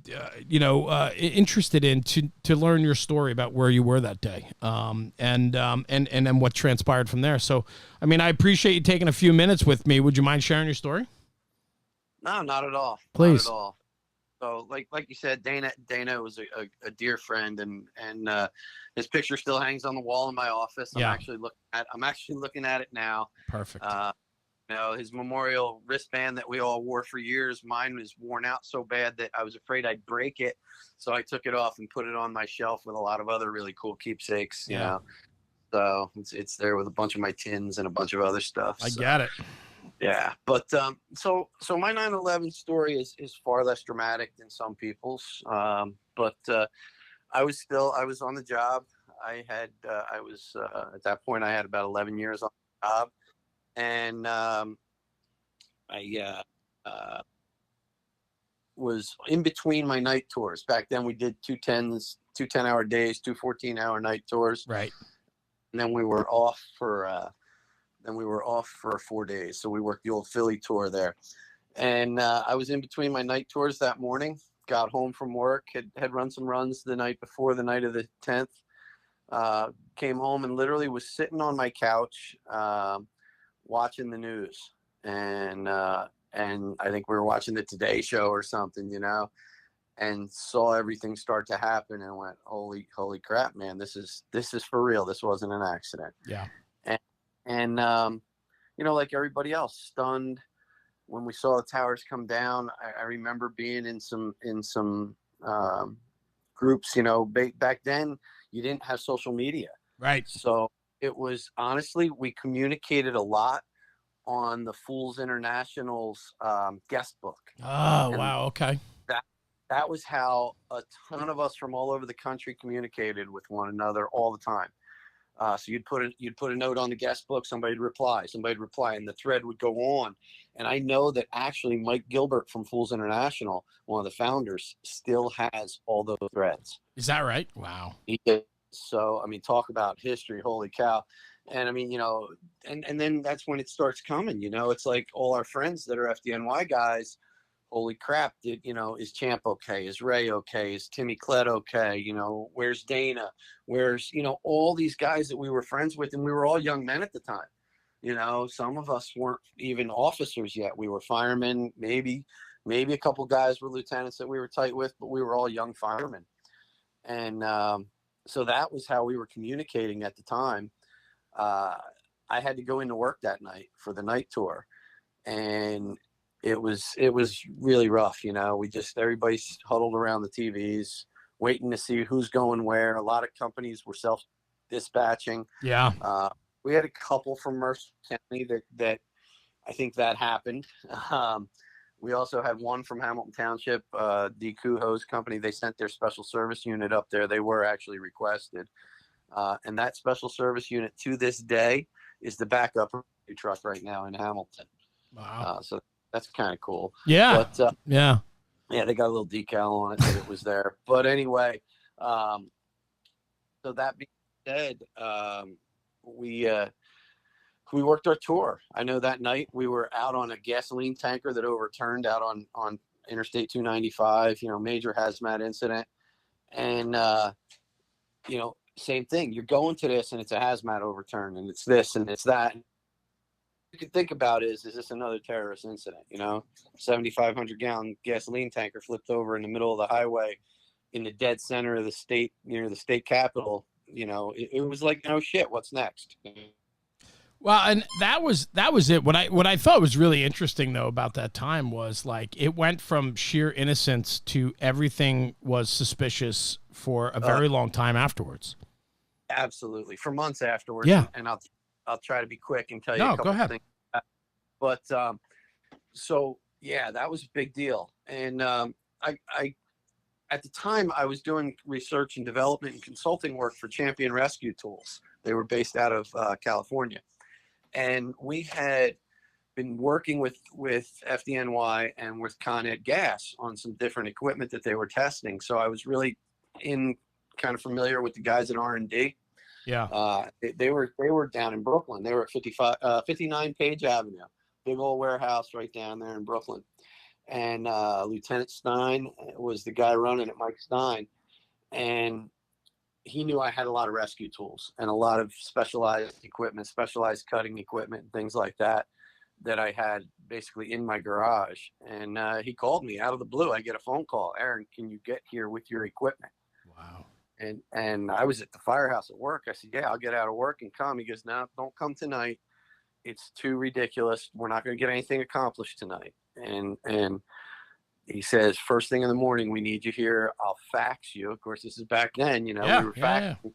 I will fax you basically papers of transit that will get you through the checkpoints, get you through the tunnel, go into Holland Tunnel and the whole 9 yards.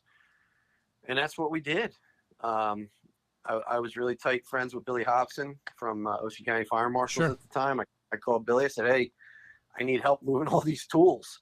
And he met me that morning at my house. We picked up everything, and me, him, and another guy who was an Ocean County fireman and police officer. We loaded my truck and we went, and that was it. That was, we got up there, and I have to think, Aaron, I just want to ask, I mean, to just paint a picture, right? Because a lot of people that listen to this don't really know the infrastructure between New York, New Jersey, and how that works. But the Holland Tunnel comes out of Jersey City, New Jersey, and that's across from basically lower Manhattan. It's a two-tube tunnel that goes underneath the Hudson River, and you go from the New Jersey side, you go under, and all of a sudden you pop out, and you are literally like in downtown Manhattan. Absolutely. Yeah. What was that like? Because that had to be from like, I was just talking to Rich Thode, and he talked about how they walked through basically like the ferry terminal, and it went from like normalcy to chaos within 100 feet. Yep. It was insane because, and I'll never forget, as we're cresting the hill, getting ready to go down into the tunnel. Yeah. And you see the city very clearly there, right? And it was the weirdest thing in the world to not see the towers. I mean, we grew up with them. Those were the Twin Towers. When we were little kids, my dad owned property in the city and on East 4th Street, Lower East Side. So we were in that area a lot. And it was just this stalwart thing always in your life. And it's so weird, I'm sure it's like people who live in Paris and see the Eiffel Tower every day, to go by there and not see that, and to just see the smoke still coming up and the dust and everything. It was completely surreal. And I'll never forget, Hobson said to me, once we go through this tunnel, our lives are never going to be the same. And I said to him, Billy, our lives are never going to be the same anyway. Yeah. It already happened. Now we just got to go with it. And we did. We got down there. We went, going down the West Side Highway and getting into the area where they wanted us was crazy. Mike told me where he wanted me. We went to the command post, and they said, bring your truck all the way through. They basically cleared a path that you can get to the basically there's the World Financial Center there. Yes. And that's where they wanted me to take all those tools, bring them into, basically it was like a USAR tool cache that they were creating in the World Financial Center down there. Yeah. So like American Express building or whatever it was at the time. And that's what we did. We found some hand trucks from some guys. I had brought a couple hand trucks, and we just loaded all these tools up and took them in. And Stein introduced me to the guys there. And that was it. That's where I met Nicky Giordano. Nicky's a legend out of Rescue 3. Sure. And he was our boss. And Nick said, listen, if you can stay here with me and help me do all this, get tools out. We're going to get tools to the pile. And back at that point, we were still thinking there were survivors, Yeah. And it was still rescue. It was rescue. And we worked with him. And there's some of the, we made friends with some people. I saw on the pile, you're devastated. Nobody mentally was there. I don't care what anybody says. We were all just doing what we were supposed to do, but mentally you're just in the weirdest position, I think. Look back at it. I saw Bobby Pressler down there and some of the other guys that I had known, and then started seeing some of our task force guys that I knew from Jersey and stuff like that. But it was surreal. It really was. Go ahead. Well, and to know that Dana was in that pile because, you know, I'd heard roundabout that, you know, he was at that time with 26 engine. Yes. When he had originally been with 34 truck, but he was doing his high rise rotation with 26 engine. So, yeah. So much there. Today, when you think back 22 years later, you know, I mean, you were a totally different person then than you are today, obviously, as we mature and grow old. And not that you're old, but older. You know, I mean, well, think about it. I mean, you were a 10, 11-year man, and now you're retired, right? So, you know, your outlook, your points of view, I mean, just all of it changes a little bit. I'm curious, though, how much that impacted you just as a firefighter. Did it make you think about, you know, just a little bit more putting this job in perspective, that like, because, you know, we went from 0 to 1,000 that day in miles per hour, meaning that everything was normal up until it wasn't anymore. And we lost so many that day. Did that put some things in perspective for you? It did. I mean, I remember my son was September. He would have been about 2.5. Yeah. At that point. Yeah. Right. He was born in 9. So yeah, he was 2.5. And I'll never forget kneeling down and, you know, and hugging him before I got in the truck to leave. Yes. We didn't know what we were going to. Yeah. You know, I mean, we knew, but we didn't know. And, you know, and it was tough. It was tough. And then coming home and then living, you know, going to all the funerals and all the memorials. You know, I'll never forget one of the things that we did. We were at Andy Frederick's memorial up in Suffern, and they had the regular collation, and then they had kind of an invite collation, right, at like the American Legion Hall or something like that it was. And here I am out there throwing a football with Andy's kids and Mike Stallings from Orlando. Mike's a battalion chief in Orlando now, but Mike was one of the founding fools, and all those guys had come up for this, you know, all the services, and it affected us. It definitely did. And I didn't realize it at the time, man. I really didn't. And honestly, I went through a lot of crap as I ended up going through a divorce and all that. And one of the things that my ex-wife said to me was, you didn't care as much after 9/11. You were changed. You were, you know, you were not the same. And I didn't want to hear it. You know, of course you don't want to hear these things. You know, that's bullshit, you know, whatever.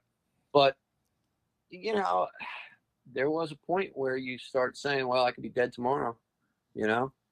So it changed a lot of guys. It screwed a lot of people up. I'm very fortunate. Thank God right now. I still have all my health is good. No lung problems, you know, because they were driving around in these trucks. I remember the union, like the iron workers or somebody, they were handing out masks and they were throwing us dry socks and stuff while we were there, right? And you couldn't breathe in those masks because they kept clogging up because of all the concrete dust. Right. So what'd you do? Took it off. You took it off. And you know, they were N95s or whatever they were back then.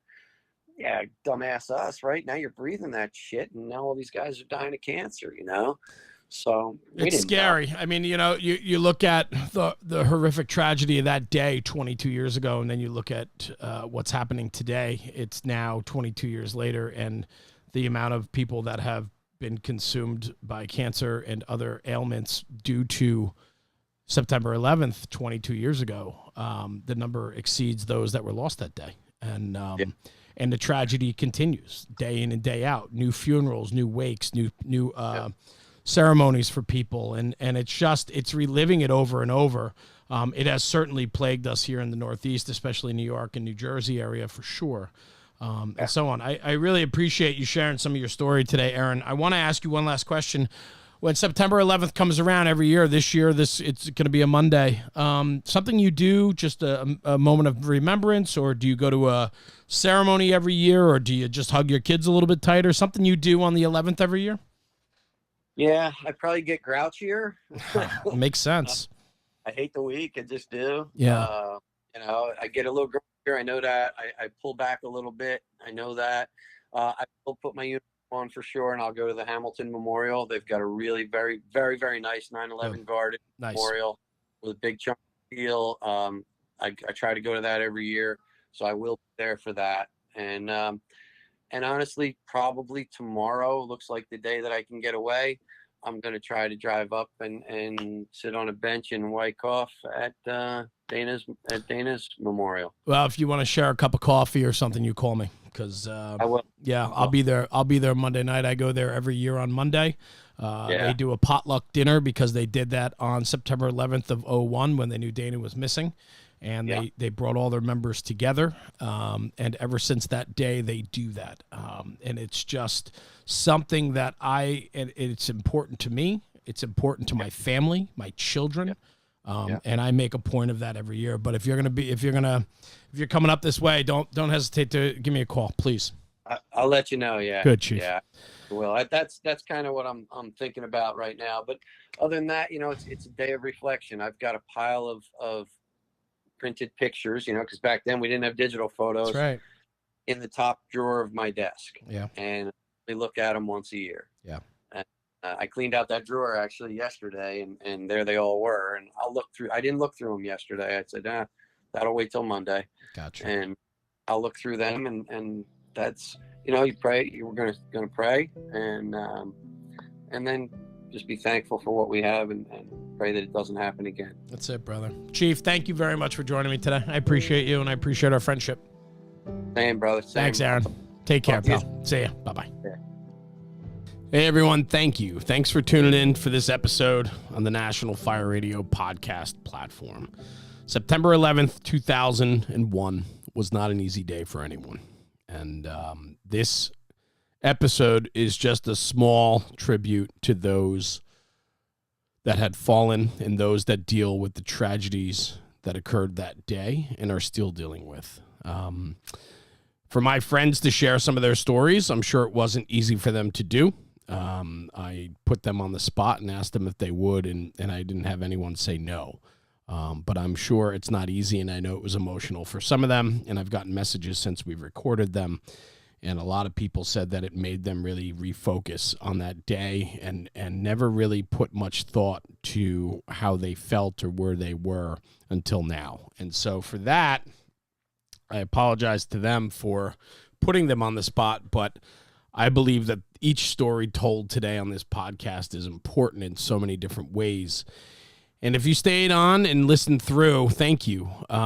It was a memorable day that all of us can remember that time and place that we were at, where we were, how we felt, and certainly the time after September 11th of how we bonded together, get through this together.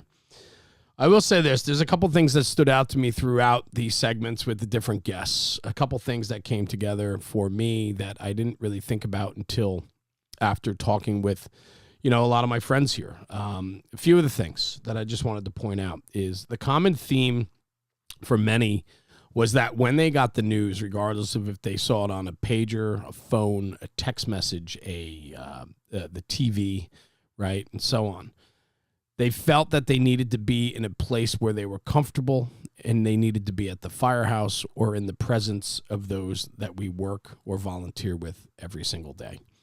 And I think that that's really important. It speaks volumes to how important the firehouse is to us, how important the people are in that firehouse to us.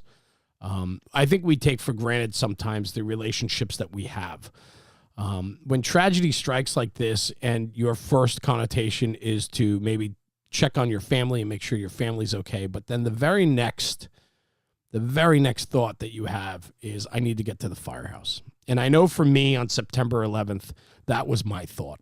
I watched the second plane hit the tower live. I was standing on a hill in Patterson, New Jersey, on the border of Clifton, New Jersey, with the skyline in plain view, smoke billowing off of the first tower, and I watched the second plane hit live in front of my eyes, not on television, but in front of my eyes from a distance of just maybe 10 miles, not even 5 miles, straight across. And I remember I was in a schoolyard, and traffic stopped, and I had gotten out of my car, and I was watching it unfold. I remember there was a city bus that stopped right in the middle of the street, and everybody got off the city bus. And I remember there were other cars that just stopped. Traffic stopped on a very busy road, and we all stood there in a asphalt schoolyard, basketball court, chain link fence. I remember it. And we were watching this happen. And the humanity that day of all of us looking at each other as human beings and as Americans and nothing more than that was powerful. And as I think about this and I peel back the layers on all of this, even 22 years later, from there, I know that the only thought I had was I called my girlfriend at the time, and we had just started dating, who's now my wife, Terry. We had just started dating, and remember calling her, and I said, hey, I'm going to the firehouse. And that was my immediate thought was, I'm headed back to the firehouse. There was nothing more in my mind. It was, that's where I needed to be. And I remember getting to the firehouse about 20 minutes later from where I was. I remember pulling in. There were already, all the doors were up. There were already guys there. They were watching it.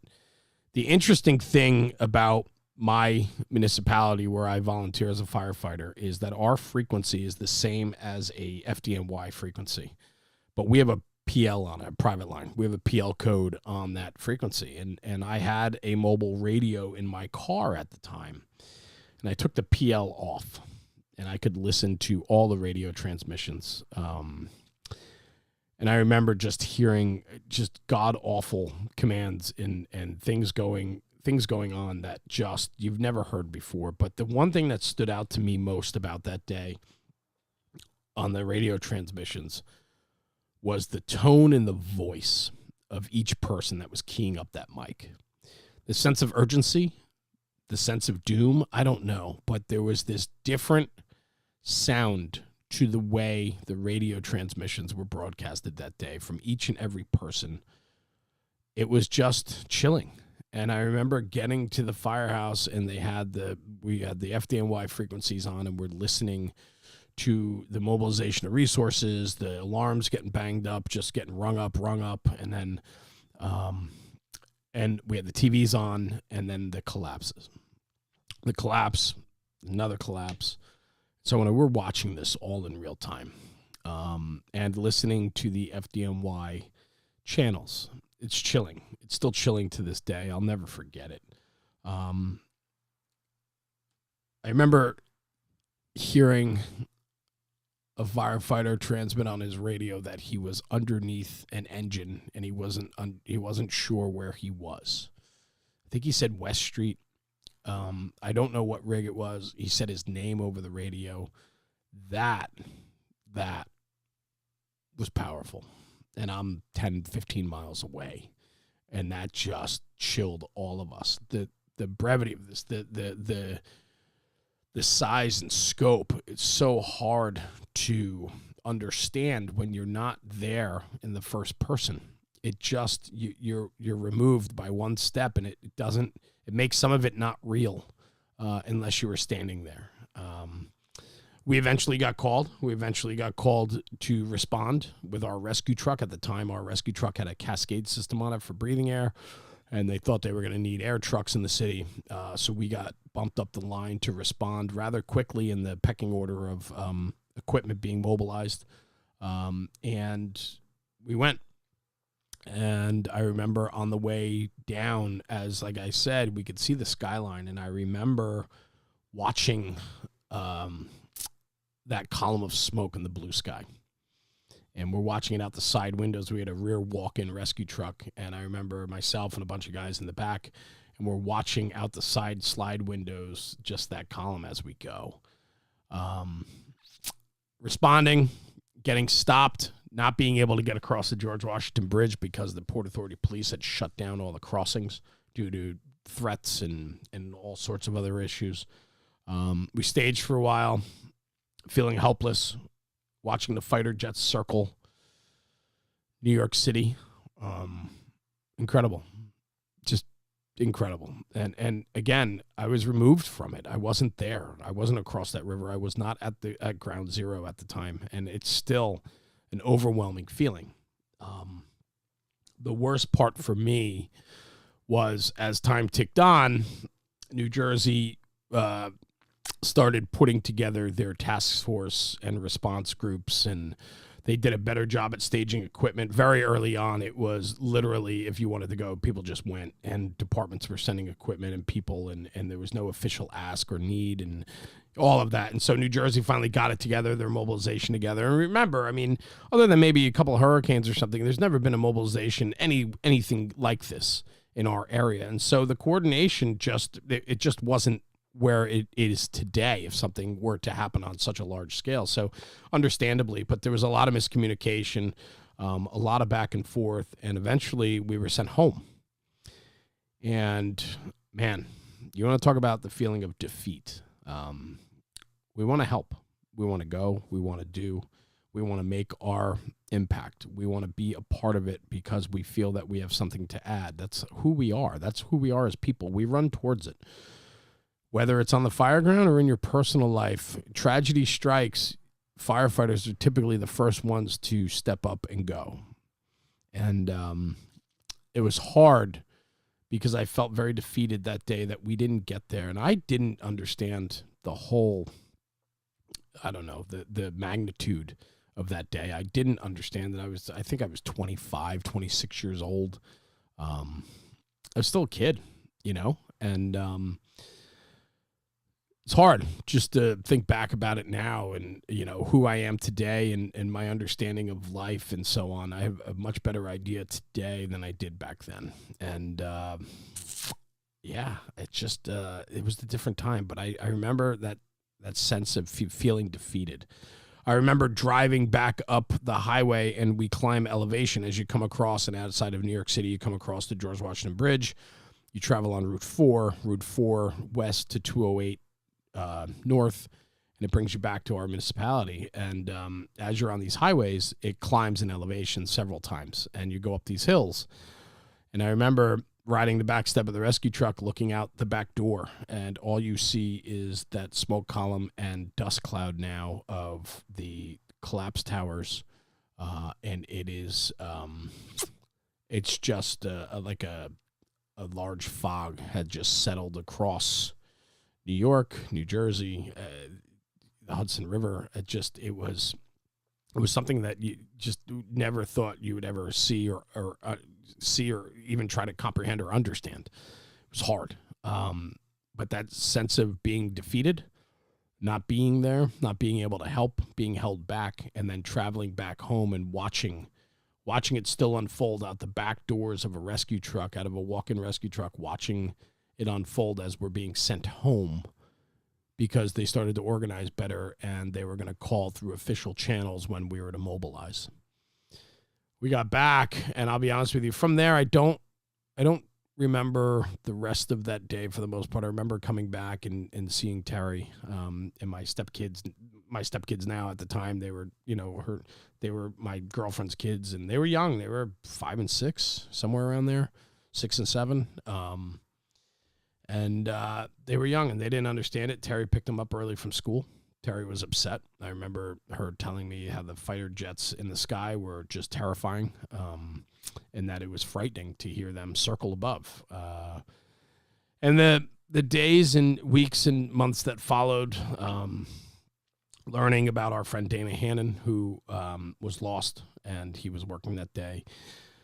There were so many people that I know that are New York City firefighters. Where we are, we're so close that we have the our area is known for getting guys on the job there. A lot of guys want to be New York City firemen that grow up in New Jersey in the shadows of New York City. And so we knew a lot of people that work in the city, and there was a lot of uncertainty in those early hours and days leading up, afterwards about who was working, who's accounted for, who's not. And we kept that line of communication open, and that was important.